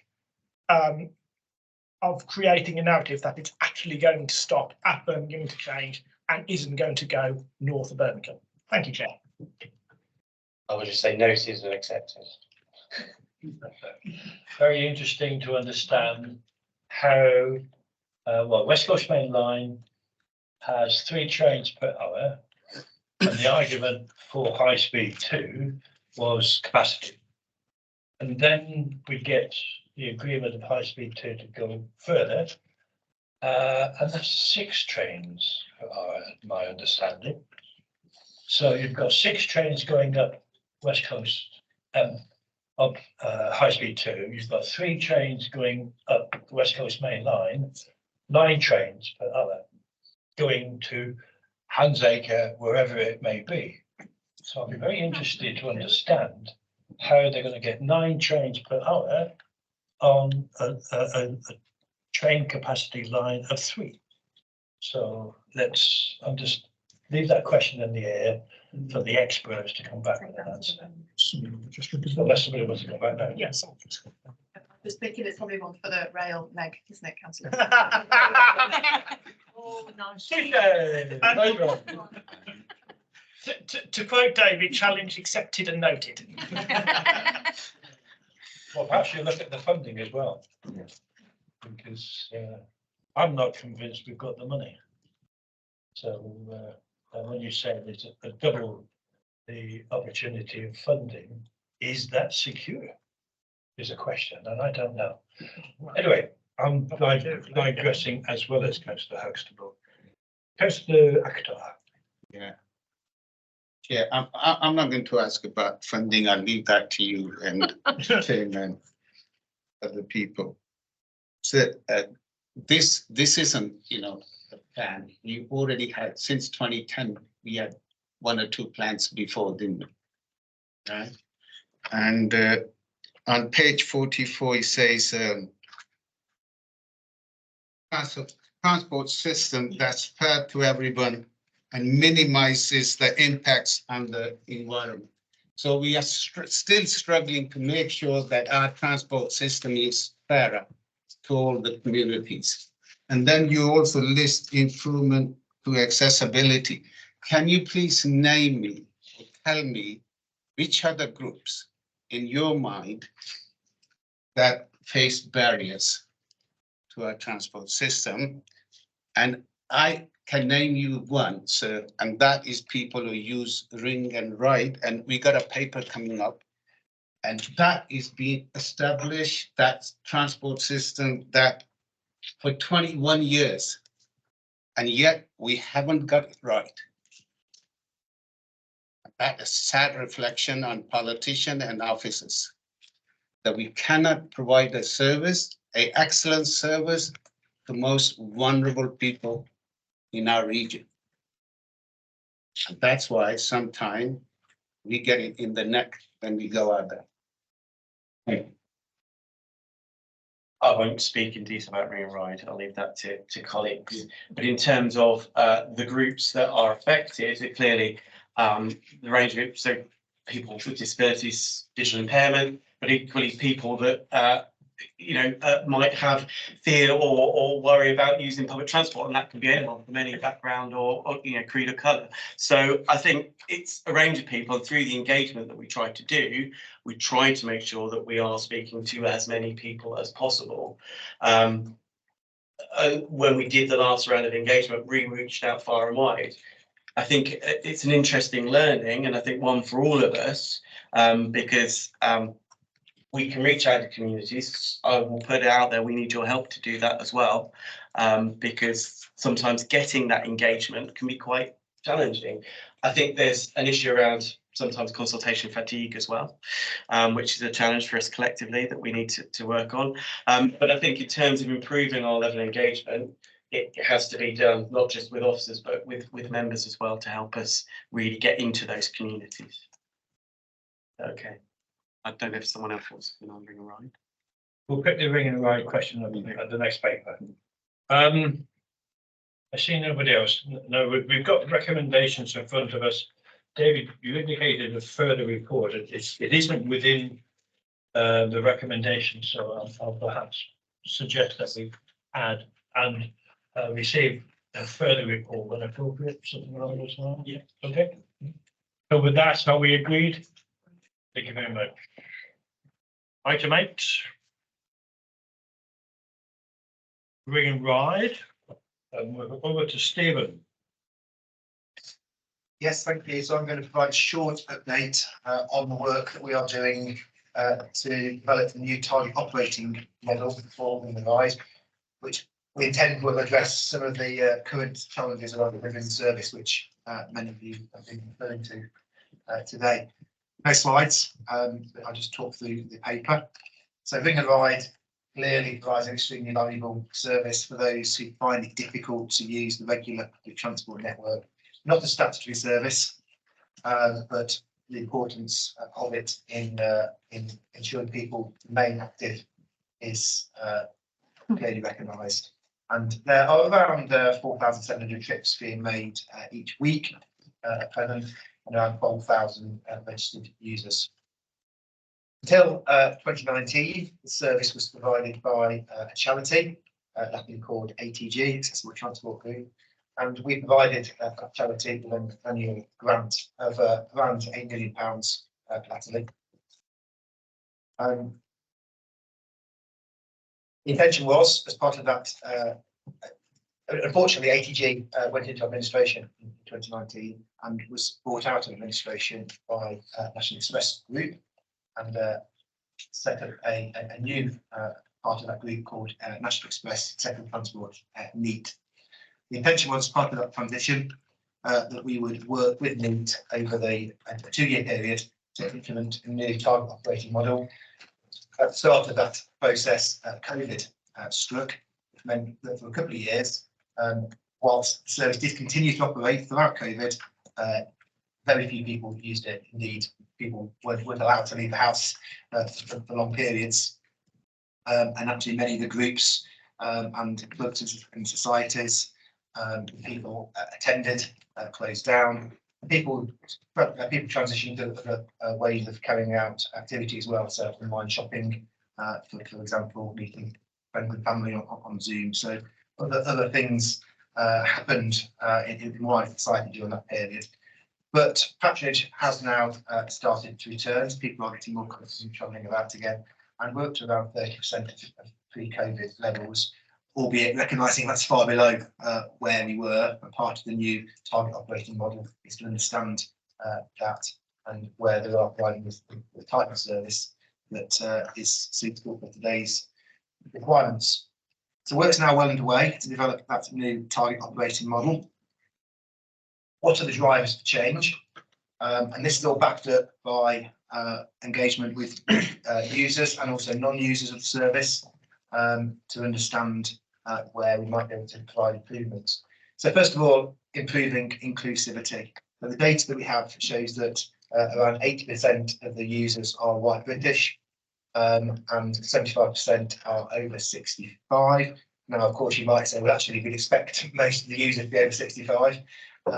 Because that's where most accessibility issues lie. But actually, there are very few young disabled adults use the service.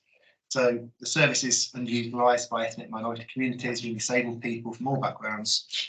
And feedback tells us that actually many people see the service as not for them. They don't feel that Ring and Ride is providing the kind of service that they need. So the user group use it, like it, but actually there's large cohorts out there who don't feel that it is meeting their needs. So we need to recognise that. Responding to wider market changes, I've already mentioned that, how COVID-19 had a major impact on demand, and we need to reflect on that and how we might modernise the service going forward. And also thinking about where the groups it serves needs to be widened. So at the moment, if you've got an accessibility challenge, disability, able to use the service. But actually, if you live in an area that doesn't have a bus service, or doesn't have a bus service where you need to go at the time when you want to travel, you aren't able to use Ring and Ride. Maybe that could change. Maybe we should be looking at modern commentary where service is open for everybody, with more resource, of course, but actually it's providing a wider demand, especially transport that helps people to travel around where they might otherwise be housebound. Assuring we get value for money is clearly really important. There is a very high cost per passenger journey on Ring and Ride. We do recognise there's a wealth of cross-sector benefits. So whilst we are looking at approaching £30 per passenger journey on Ring and Ride, that is potentially keeping people after care, supporting wider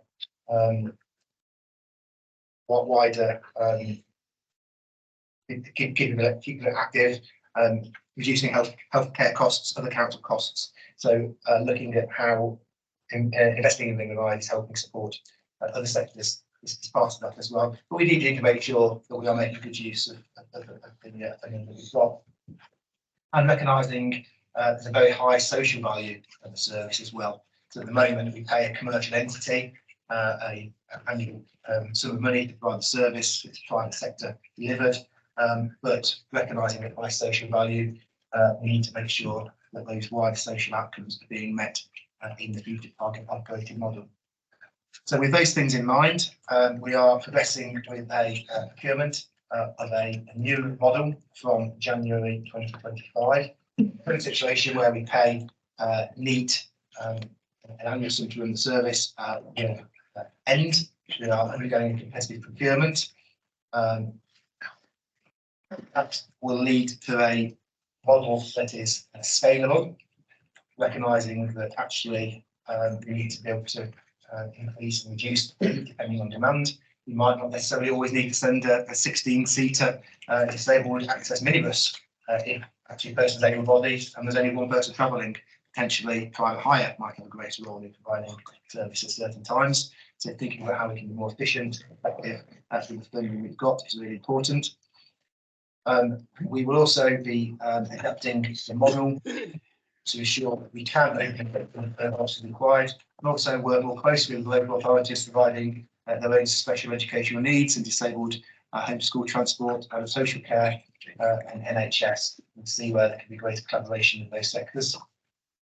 I already mentioned the importance of social value, so having a very much a partnership model where we work with a supplier, not just on KPIs associated with service delivery, but actually ensuring the drivers are really looking after the customers who use the service and going into those communities and ensuring that it's accessible and welcoming to all. And part of the procurement approach, we will always be looking for a competitive market as well. Recognising that having one company providing the service for the whole region isn't necessarily driving innovation and driving value for money. So we'll be looking for potentially 3 contracts across the area, but also strong collaboration between the companies providing those services. And we'll be agreeing KPIs and targets that will be embedded within the contract to ensure that objectives are delivered quickly and effectively. At the same time as the procurement, colleagues in policy, strategy and innovation and undertaking a wider review of Ring and Ride as requested by the portfolio leaders. This is considering the extent to which Ring and Ride can be refined to demonstrate its achieving good value for money and meeting objectives in the most efficient and effective way possible. But the target operating level that we are working on is intended to ensure flexible and scalable operation that aligns with that approach. We won't be awarding any contracts for that service until the review has concluded. In terms of timescales, procurement is now underway. There's been good reaction from the market, so lots of companies interested, from very small local providers to multinational companies. So we'll be working on the negotiating process over the coming months to get to a position where we're able to award contracts in the summer and provide a 6-month mobilisation period for the new service to start in January, ensuring there's an adequate mobilisation period so that we've got good continuity of service and good preparation for when the new contracts start. I thought it aligns with some of the wider challenges we're facing on the bus network. Bus funding currently is unknown beyond January 2025, so there might be greater requirement for more utilisation of the line party changes to the lift network. So recommendations for this committee are to note the ongoing work to transform the delivery of Ring and Wide, endorse the criteria underpinning the target operating model, and also provide any views that can be used as part of the wider review of Ring and Wide being undertaken by the Mayor if they needs. Thank you, Steve. Councillor Wood. Then Councillor Hale.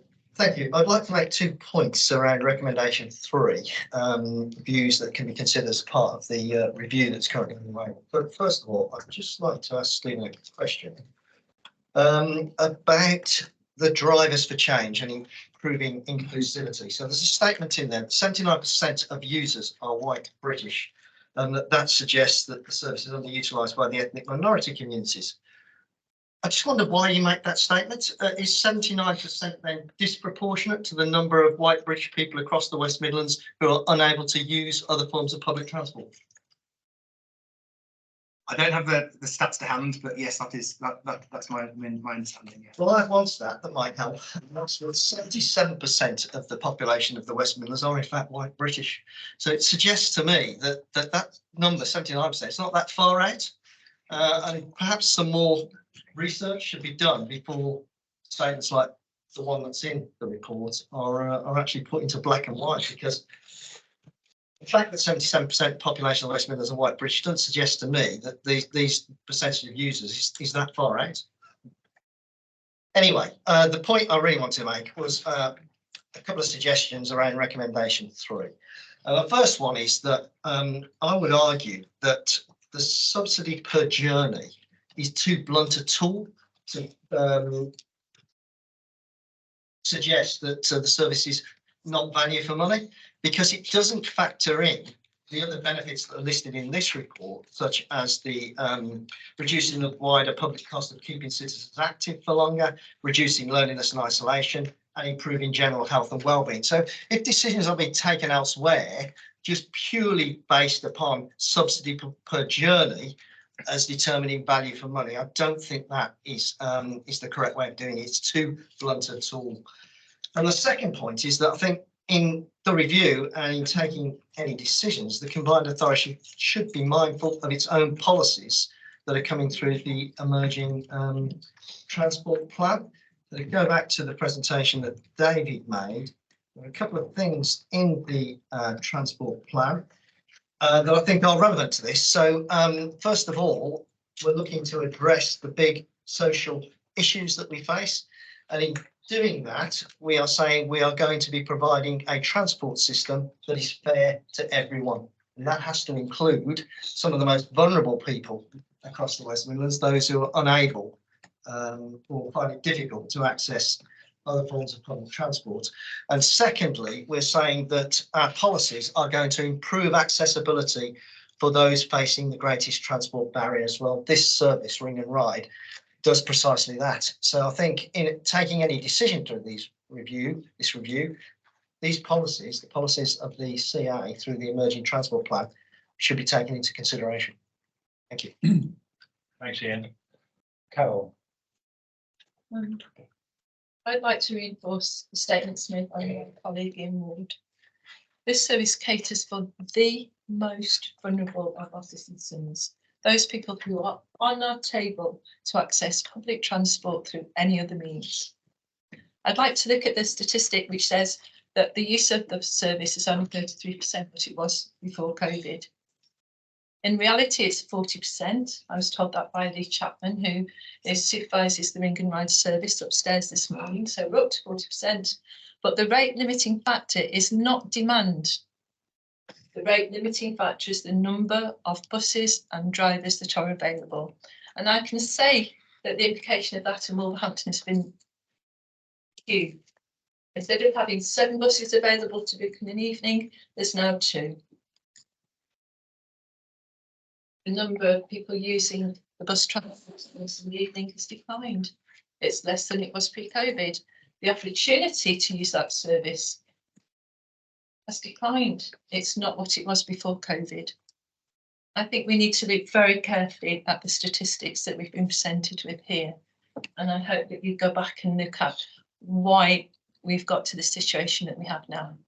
In Coventry, we commingle two services, one for the able-bodied and one for those who are vulnerable and cannot use any other service. The number of buses went, I think, you can tell me from 8, hold on. Tell me, from 10. Yeah, from 10, from 12 to 10. From 12 down to 10. It went from 8 to 12, but now it's just gone down from 12 to 10 now. Down to 12 to 10. That means that able-bodied citizens are now taking seats that could be occupied by people who are more vulnerable and cannot use any service.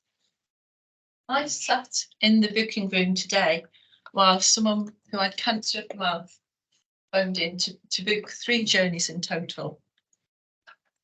He was guided gently, carefully through the booking process because he couldn't quite remember everything that he'd done.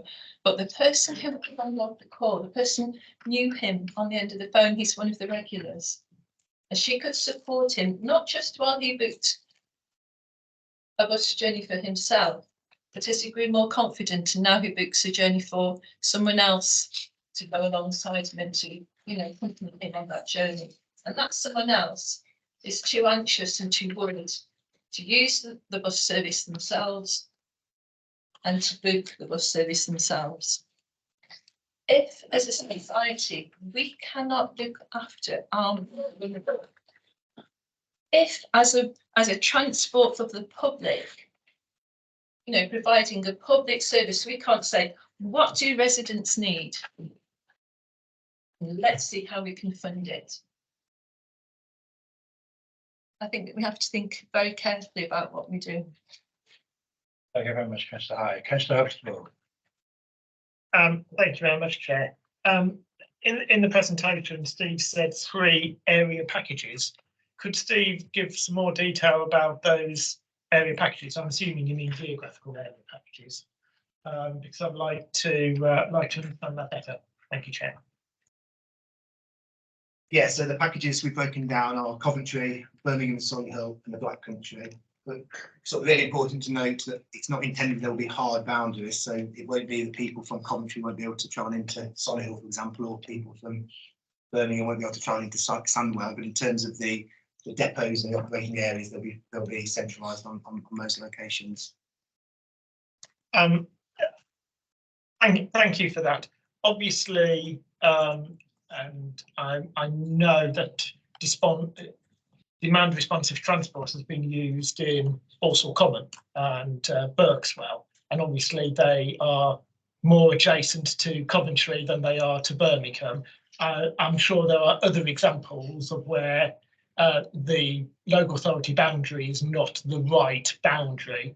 Could you give me some assurance that those factors will be taken into account when determining these area packages rather than hard local authority boundaries? Thank you. Yes. Councillor Clark. Thank you. Thank you, Chair. I'd like to ask officers, what are you, sir, doing to increase the patronage of Ring and Ride? That's one. And also, how many reviews we going to have? And I think we had these reviews before. It must be costing money, or is it cost free? Number 2. Number 3, sir. Because of cancellation of HS2, we have funding through Network North. Is it possible? I appreciate it's not a statutory service, but is it possible, because the government emphasized that this money is to improve the transport system, we can use that money and let the senior citizen, as you said, the majority of people are over 65, so they can use their national concessionary pass. Thank you. Yeah, so I'll take the first one of those. So as Councillor High mentioned, one of the limiting factors at the moment is capacity. So we've had to be, I suppose, very careful around how much we promote minimum ride at the present time, because we don't necessarily have the capacity to be able to accommodate all of the journeys. Now, it's worth noting that I mentioned prior to COVID, we funded the service by around £8 million, which went to ATG. That's now been reduced to around £6.5 million. So we're spending £1.5 million a year less on this. There's also been some challenges, although they have been less recently, around driver availability and Leeds struggling to accommodate all of the resource that we've been paying them for, when I've been working with them to address those issues. So in terms of increasing the usage of the service, it needs to be looking at how we can get better use of the existing resource we've got at the moment. I know John and his team have been working on things like that, as we heard this morning for those of us who are in the session. Got the number of reviews around Ring and Ride. Yes, you're quite right. There have been a number over the years. I don't know if you want to comment on that one, please. Yes, thank you. Thank you, councillors. Thank you, Chair. In terms of the number of reviews, I think there's probably a couple of things to say in this area, and it's actually the relationship of the review to this as well. Just wanted to draw back to the fact that this obviously is the objective of this paper is around setting out the approach for the target operating model to transform and improve the service. So nothing about this paper should be about either looking to either reduce the ability and the delivery and the opportunities associated with it. And indeed, we should all be proud of being part of a region that, as part of a 21st century society, can be providing a service. So the objectives here around the review, there have been historical reviews around Ring and Ride. And whilst quite rightly what was drawn out was the metric of the cost per passenger to be looked at, I think what we just need to be really clear about is in terms of how that review is being undertaken. This is not just simply about cost per passenger as well. It's about having an eye to that and how much that impacts the overall costs. I think the other point that Steve set out is, in actual fact, because there have been challenges not just around funding, but what we have seen since COVID, as we've seen very similarly in the bus sector, is costs increasing at such a significant amount. So actually undertaking this review and maintaining that and ensuring we can actually, from the market, assess from all suppliers and providers what the costs are to provide this kind of service and how it can be effectively and adequately funded going forward is a really important point. The review that's being undertaken now is not as detailed as some of the historical reviews.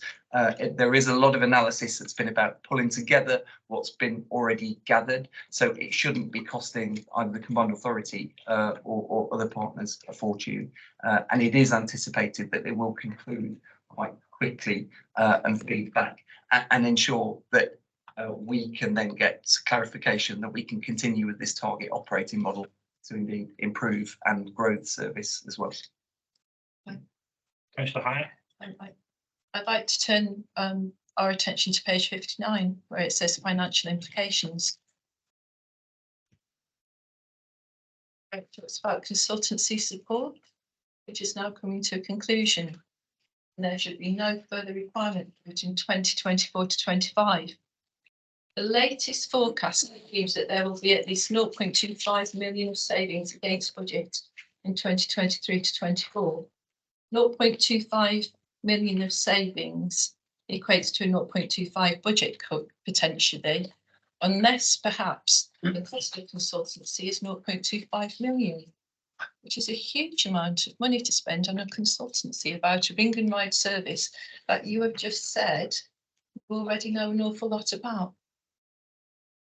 Yeah, and I think my point being that the additional review that's been requested around this to support is taking into account that consultancy amount that was already being procured to deliver the target operating model. So for that additional review that's been requested, there is no extra consultancy funding being applied to deliver this service. That's as already proposed and existing. And it's that information that's been provided that is being drawn on to conclude this wider review as requested by Strategic Transport.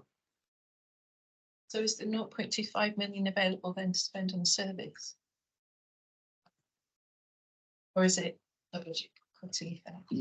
If indeed there are potential savings to be had as the original allocation of funding to support consultancies, then that could be the case. But I think what I'm highlighting is that, and I'll just need to check that, what I'm highlighting is there is no additional expenditure being provided to undertake this review that's been highlighted as being required by the Strategic Transport Board. We will check the point that you're making. Thanks. Carol, are you? Councillor Akhtar. Just quickly, Chair. I probably did. Just again to Pete, sir, I raised and I didn't understand regarding usage of free bus pass and allocating some money from Network North. Will that be considered in this review? Yes, in terms of the so the allocation that we've had thus far, and even including the bus service improvement plan additional allocation, has highlighted the ability for community transport. So that's actively under consideration, and subject to that being within the terms and conditions that we're permitted to from central government, then that is under active consideration to use some of those funds to support this directly. With your permission, I mean, Carol, she made it a point, she was upstairs and, the operator guided the passenger patiently, and obviously most of them are disabled. So, I mean, that was one example. I'd like to see statistics that how long it takes to return the call or answer the call, printed out for us. Then only we can make a decision how effective the system is. Absolutely, we can be looking to provide that information, and I know the team pulled together a lot of that. We often say this is a service that's not just about drivers who care. This is often carers who drive, and that flows right through to the support services and the telephone booking systems. But in terms of statistical information, we can provide. So hang on this matter. Yes, I think irrelevant too, because at Coventry, what you've now got is the Ring and Ride budget paying for everybody, paying for anybody that chooses to use the Ring and Ride service, which has been open to able-bodied people as well as those who are disabled. That's correct, isn't it? And is that what's part of your target operating model? So currently, the launch of the co-mingling was provided by the co-mingling was also co-budgeting, really. So there's the Ring and Ride budget, but there was also additional budget that came out of Future Mobility Zones, FMZ funding. And those two were placed together to be able to create the pilot. There is an issue about the fact that ultimately the FMZ funding will expire. And then have we got a model that provides the ability to work within existing budgets, or is there additional funding to provide it if it continues? So again, that's another part of the review for the target operating model for January 2025. And an important part, will there be additional budget for the Ring and Ride to support that delivery of co-mingling? That's not been clarified, but as we work today, those two are being delivered by a combination of budgets, not just by the Ring and Ride budget. I'm not sure that was what we were told this morning, is it? So the additional budget hasn't run out then, and your main budget isn't the Ring and Ride budget, it's delivering the service today.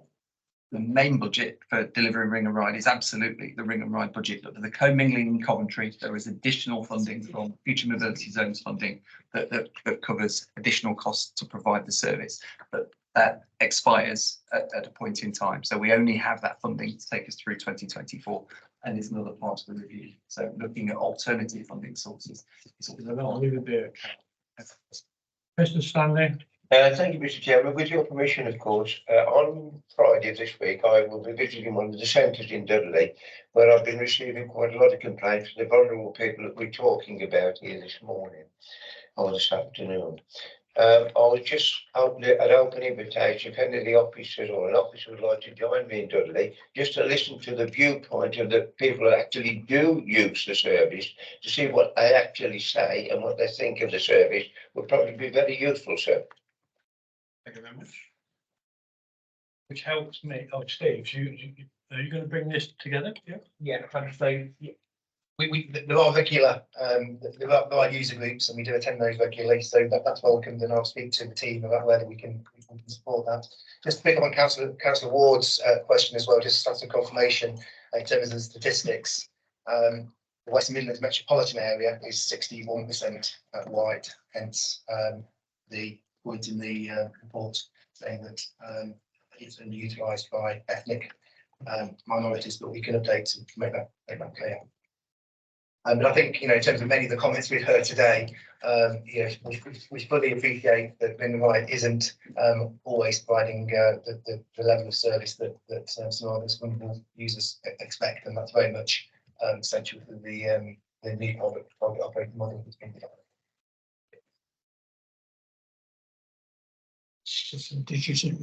This service has been going since 1984. And there has been many a political debate in committee about its value. So if we look at this as a financial exercise, it is doomed because it will never, ever achieve those objectives because of the clientele that it serves. And as has been indicated in the case of hire by yourself, Pete, in terms of they are probably the most vulnerable. I'm talking ring and run, not the demand responsive. So I think we need something to reflect that in the recommendations that we see. Thanks for Okay, sorry, Robert, I was something. Carry on. It's fine. It's off record. It just got me thinking. As one of the recommendations, perhaps we ought to have one about asking the Command Authority to go away and speak to NHS trusts about is there any funding they can contribute, given the demographic of who the majority uses it, and actually what we heard earlier about people going to hospital who so often don't want to use other forms of public transport because of the issues they might exacerbate in conditions. And I suspect, without knowing the information off my head, that a reasonable number of ring ride journeys are to hospital appointments. And actually, therefore, it wouldn't be unreasonable to expect the NHS to provide some support to that service. I'm not sure that's the case, Robert. I'm not sure that they're allowed to deliver, because this hospital transport will deliver patients. It's my understanding. However, there's no reason why that can't be brought in to any recommendation, because it is important. The principle is that this committee values the service offered and would seek to retain in some form a transport service for the most vulnerable. Currently, well, I'm distressed that they've lost 1.5 million, and now there's another 250,000 that's looking to come out of the budget. But I think it's got to a point where if we're going to deliver a service across the West Midlands that is of value, we need to ensure that the monies are there to deliver that service. We're not against change, but how that review comes forward has to be in the light of those people that it serves. And that's a strong message that I'm getting from committee, that we value what is offered by Ring and Ride and would seek for it to continue in form. And I'm pretty sure the portfolio holder would not disagree with that. Maybe? Just wanted to say the wrong one on. I do apologise. Going back to when I used to work at the NHS, I used to work at the old Selly Oak Hospital, Council Huxtable would know. We used to have patients taken from Selly Oak over to the QE and vice versa. Obviously, when Elizabeth Hospital, Selly Oak shut and the new QE was built, but it did go on then, but that was 7 or 8 years ago, nearly 10 years ago now. I don't know whether it happens in other hospitals across the combined authority, but it may do. Sorry, just to add to Councillor Alden's point and Councillor Locke's, is that the NHS are delivering health services in a completely different way. So, for example, they are opening up community diagnostic centres all across the West Midlands. Now, they're based in the local community. Would that be covered by ring and ride in terms of hospital appointments and not doing it? Or would it be more their community related facilities and therefore would be covered by ring and ride? Because the service has to adapt to the changing needs of the population and, as I said, to how health services are being adapted and changed in terms of the West Midlands. I think the review needs to pick up that point as well. And if we find that they are, and we want to transport people to community diagnostic centres, then that's the hook to ask health services, the ICB, about funding and what. And we know, for example, from our visit to University Station, that the NHS are embedding something within the University Station in terms of footfall, and they have made a contribution as the NHS towards the University Railway Station, which I think we're going to come on shortly. So it's all about health services being delivered in a different way and us having to adapt to meet those needs. Thank you, Chair. Is it possible for us to ask that the criteria be broadened? You've asked the question, what's the answer? So just in terms of, and apologies, I could come back with a fuller answer on this, but in terms of the NHS directly, I just think it is worth sharing. We have undertaken quite a bit of work around the question of NHS integration over the course of the last 5 or 6 years or more. And absolutely, we will be more than happy to continue to review that and incorporate a response about our findings. I think it is also worth just sharing with this committee, though, most commercial operators actually prior to COVID thought that hospital patient transport services would be a good area to look to mobilise into on behalf of NHS trusts to support that and get the funding. One of the biggest problems, that they virtually all left it now, by the way, but one of the biggest reasons why is because when you come to hospital patient transport, because that is based around appointment services, very specific appointment services, and quite often those individuals then when they leave their place of care, they have to leave with some form of medication, and what is actually drawn or drawn down on those services that commercial operators tried to provide was the fact that in a lot of cases they ended up then either not being able to then go on to their next appointment or going back to fetch medications and making that part of the services as well. So there are some real intricacies about the NHS delivery and how we join that up. That's not to say that we cannot and should not continue to explore, particularly around the community opportunities. So I think we can absolutely take that away as a question, and we can come back with our findings around it. But there has been some work undertaken to date, again through consultancy support and others. So we can absolutely pick up that point and come back with a firmer response that can either be reviewed or challenged indeed by a committee. Okay, I think we're getting into a consensus here. If the views of committee can be reflected in the minutes, an additional recommendation in terms of support. Are we agreed? Agreed. Okay, thank you. Item 9. Capital delivery program. Who's delivering?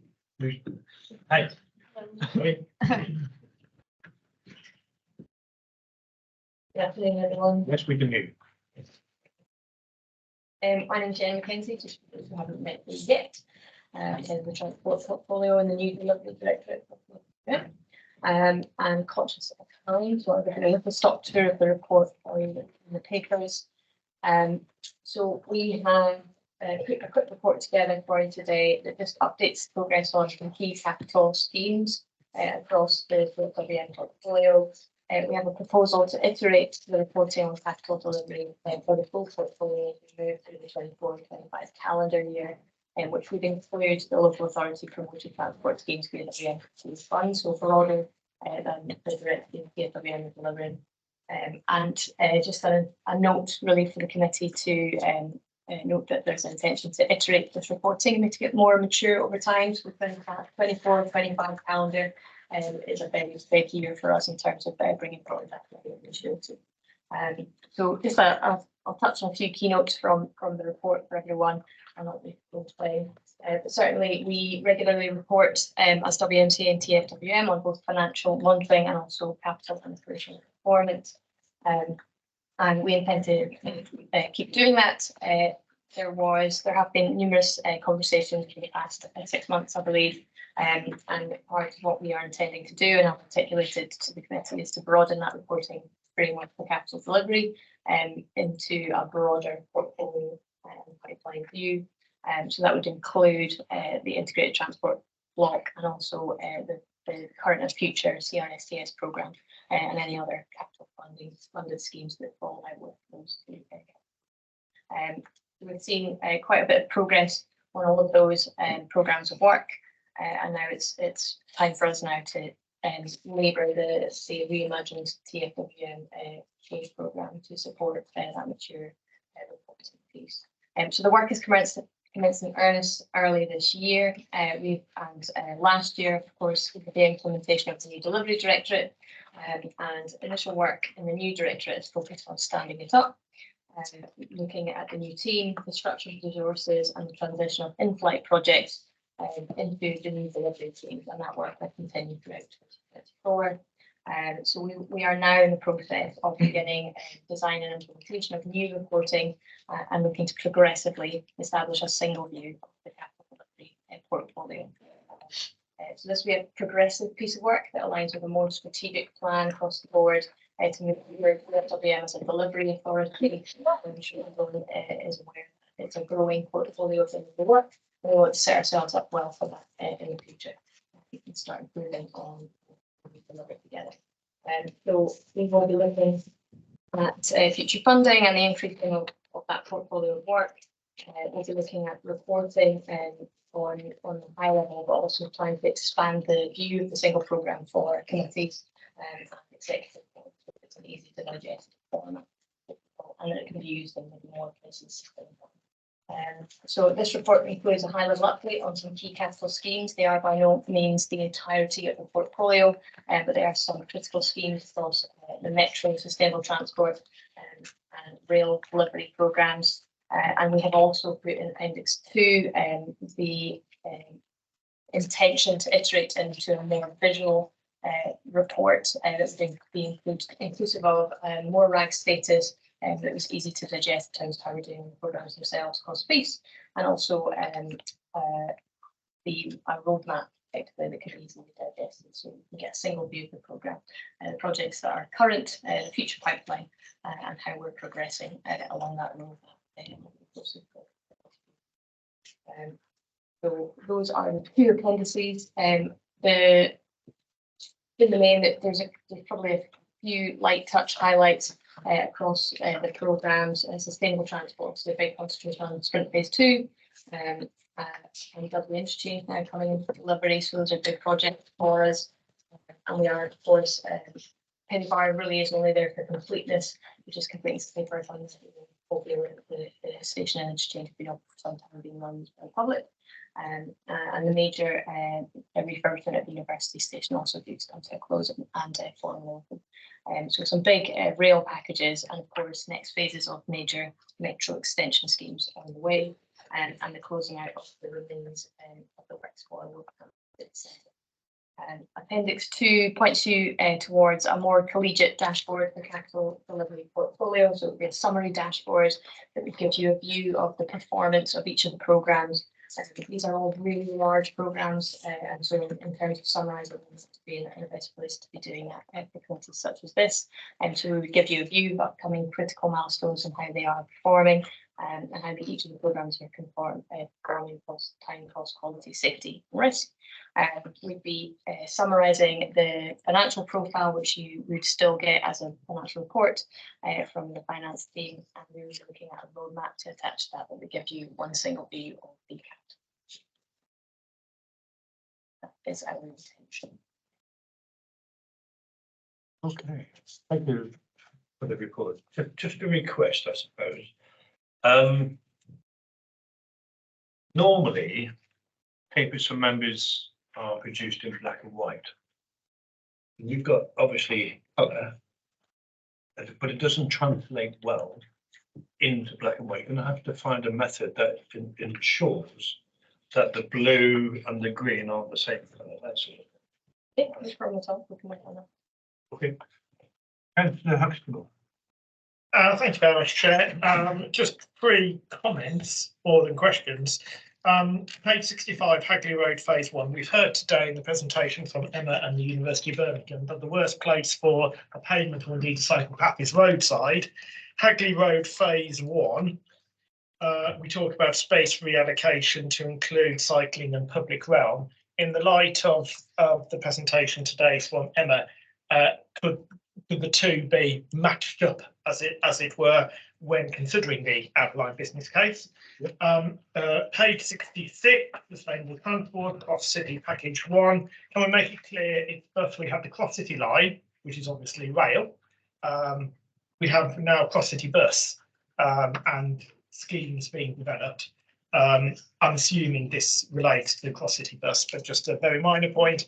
And page 67. If people name railway stations incorrectly, people get upset. I believe package 2, the railway station is Moseley Village, not Moseley. I'm looking at Pete here. Thank you. Just agree with you. Yes, I believe you're correct, Anthony. I was racking my brains as you were saying it as well. Yes. So if we can just be absolutely accurate. Thank you, Chair. If I read them. Perfect. And then David. Thank you, Jenny. It's good. It's almost similar to what we used to have, but more information. And please, is it possible you can give a glossary at the end? Right, there are quite a few abbreviations, and also explain what DCA is, what, I would prefer red, amber, and green. But I'm not going to argue with Tim because he's excited with the blue color. So if you define, end of the page, because it's helpful then, Yeah, please. And once again, I emphasize what Tim said. If you can incorporate what Emma was saying about the air quality, about tackling congestion, air pollution plants. Yes, thanks. Any comments? Yes. I think I'll just comment if that's okay, thank you. So most of you won't know me, I'm Jo Shaw, I'm the new director of delivery here at City Transport West Midlands. Just to say that having heard the Hagley Road comment earlier as well, Councillor, I was actually thinking exactly that while I was listening to the presentation earlier. So I will be thinking as we go forward about how we incorporate vegetation. And we have actually appointed the carbon officer into my team, so I'm sure he'll be encouraging me to factor some of that into our wider thinking as well about how we develop going forward. So absolutely did hear that presentation and take that on board. We're asked to note the document to reviewed. Oh, sorry, David. Thank you, Mr. Chairman. I'd like to make a comment, if I may, please, on page 66 at the top of the Dudley interchange. I'll give you an example where I'm coming from, but I'll say what I've got to say about the interchange first of all, and that is the importance of getting on and getting this work completed because of the disastrous effect it has on the traders in Dudley. We've got buses all over the place at the moment, and as a result of that, the traders are losing an awful lot of trade. The transfer of when the station was actually closed on the Sunday, the previous Friday, I rang to this building, spoke to one of the offices, and so I've got a lot of inquiries as regards to people wanting to know where they're going to pick up the bus. I'll just go up the bus station, there's people there handing out leaflets. So I went up, and there was one lady with 2 leaflets. I said I could do with a few because I've got a lot of inquiries. I've only got these 2, she said. And I said, but I'll take your email address and send it to you by email if you like. So it's no good, the people are asking me out there. So I thought, not to be defeated, I'll go back on the Saturday. I went back on the Saturday and guess what? There was nobody there. So people keep coming back to them and say, where do I catch the bus? It's not only a nuisance for the bus users, but it's also for the drivers as well. because the way this was dealt with it was actually very, very badly dealt with indeed. Now, what I'm concerned about is having the metro going on at the same time, which has caused a lot of disruption to the town. With this being on top of two things going at the same time, the devastating effect it's having. So all I'm asking for financially on this report is please get the work done as quick as you possibly can. Let's get back to normal, because we talk about losing passengers on buses. We've got people who got to training that are losing customers as well, hand over fist. So, and another thing is, if you're going to communicate, get some communications done so that people know what's going on. Not send a lady out with 2 leaflets and people queuing up there and then being told that you can read my email address, not send it to you by email. That's not acceptable. I'm sorry. Thank you, Mr. Chairman. I think Pete's going to go first. Yeah, thank you, Chair. I just would like to comment on that point, because in addition to recognising, I'll look into that, Councillor Stanley, but also recognising that there have been a number of members of staff on a day-to-day basis. I've been in touch with them myself on the ground and communicating with literally hundreds of customers on a day-to-day basis and providing a lot more in terms of leaflets and communication. I am pleased that the person at least made sure that they were looking to try and follow up with any communication to yourself, Councillor Stanley, but I would also like to re-emphasise that if that individual didn't have as many leaflets, there were several people about in the main square of bus stops there trying to provide that, and I have been in touch with most of them on a day-to-day basis, and I think it did make a bit of a difference, especially through the cold week that we had last week also. But I will pick up around your specific points at that location on that. Thank you, Mr. Chairman. It is important that we do this. To be perfectly truthful, I did actually go up there after I'd spoken to one of your colleagues and told me there'd be people. There was one lady, 2 leaflets. That's all it was on the Friday. On the Saturday, there was no one there. On that specific point. Let me follow through, David. Okay. Anything else you'd wish to add? Be okay? I think, Councillor, just to add that we recognise the need to deliver this at pace as well. We know that it's impactful in the local area. We've been working closely with the local shops in that area behind where the farm foods building is. So we will be entering into demolition contracts as soon as we can, so that we can get on with it, as you say. So we're very keen in the delivery director to have that relentless focus on delivery and pace as well. So thank you. Noted. Okay. Okay, we agree to note. Agreed? Thank you.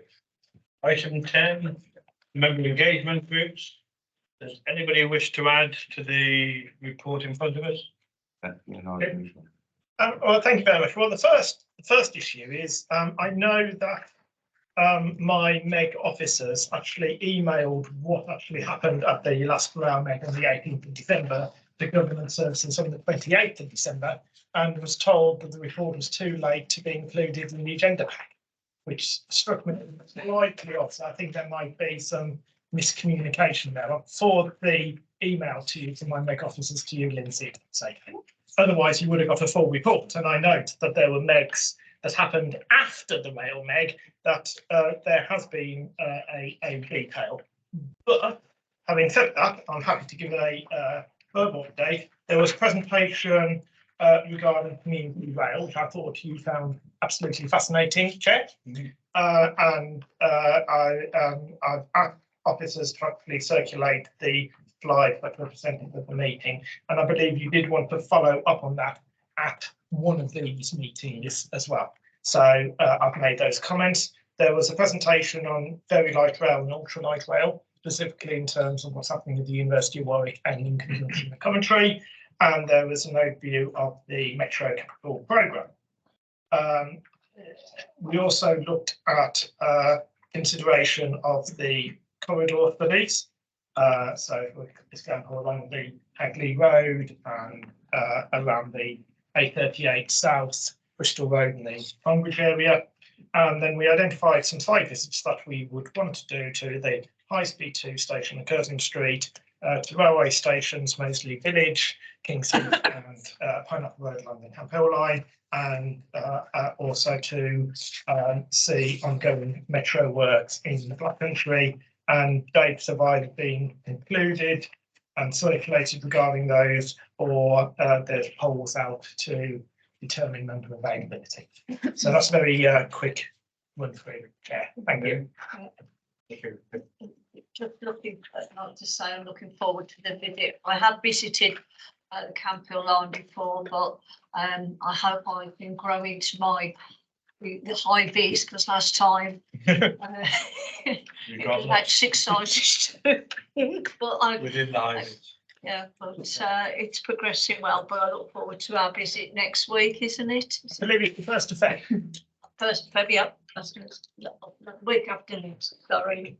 Can I just ask, sorry, Carol, you may answer the question I haven't asked.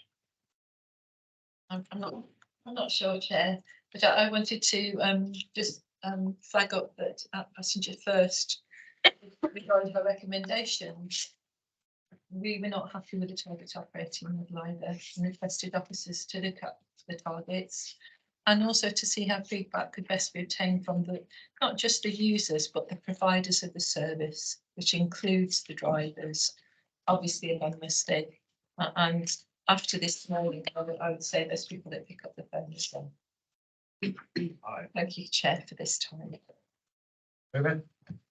Thank you, Chair. Regarding finance performance, the most important and crucial MAG, we had a meeting on 16th of January. Kate, she was very good. She given us presentation regarding, especially the meeting.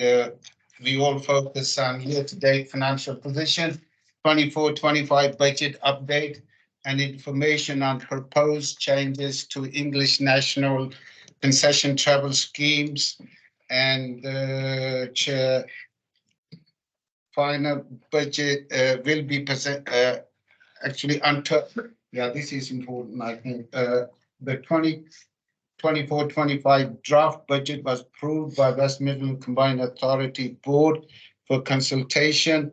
The transport levy is increased by 3%. That will give us additional funding of £3.5 million, £24.9 million of network stability fund, totaling £250 million over 5 years to be utilised to fund ongoing transport operations. Final budget will be presented at the 9th February Combined Authority Board meeting for approval to meet statutory deadlines, including issue of levy letters to local authorities. And it was noted and it was agreed that if we want a clean, green, affordable, reliable transport system in our region, which is we are all striving for, then we need a long-term funding from central government. And that's where especially your role comes in, to put a pressure on our Combined Authority Board, especially the mayor and the Met leaders, that we need funding to deliver a world-class system. We should get an open door purpose. Carol, real-time information. There's a request that the three issues. I know Ian is picking up on the hydrogen buses. Real-time information, was that with you? Yes, I found Kate's email. Apologies, Kate, because I'm not in the room. But I got your email and it was sent at the very end of last week. And it just extended the delay in spending, which is great. I think I wanted to know how much as well. How much was ring fence for the project and how much of that will be spent. And Kate says that she will update on that as that Q3 valuation becomes available or forecast becomes available. So it's still a work in progress, Chair. Okay, so it's in hand, and a report will be through the May to teams. Okay, thank you very much. Thank you, Mr. Chairman. Just a comment on the passenger and road safety, Meg. We've got a Meg coming up beginning part of February, I think next week or the week after, whichever, or the 1st or 2nd. But just a comment on the road regional road safety strategy action plan. There'll be a meeting on the 18th of March of this year with Mr. Val. We'll be going through the details. So I appeal to all my members to be present at these meetings. There are very important decisions to be reached. So anyone on the MEC and road safety, I'd appreciate their willingness to attend the meeting, to participate and contribute where at all possible. The situation, as Mr. Chairman, as you well know, any members at any time who would like to organise a visit upstairs to the 6th floor to the CTV room, see what good work has been carried out up there and how quick the response has been made by the officers in certain instances which have been taking place. We have had, and I'm not going to go into a lot of detail, Mr. Chairman, one of our boroughs where we've experienced quite a lot of damage being done to public service vehicles, with stone throwing, etc., and that to be brought out of service. And I believe the team, with the help of the people they've got up there around them, are doing a remarkable job and getting the thing really organised for us to try to prevent this unnecessary antisocial behaviour. So I do take an active interest to what's taking place up there. But the second part of it is I've just remembered, it just reminded everyone, the meeting in March with the regional strategy is very important. So I do appeal for members to show their presence. Thank you. Okay. We're asked to note, do we agree? Right. Thank you. Item 11, the work programme noted. Noted. Thank you. Date of the next meeting is the 26th of February, 1 o'clock. Thank you very much for your attendance. Declare the meeting closed.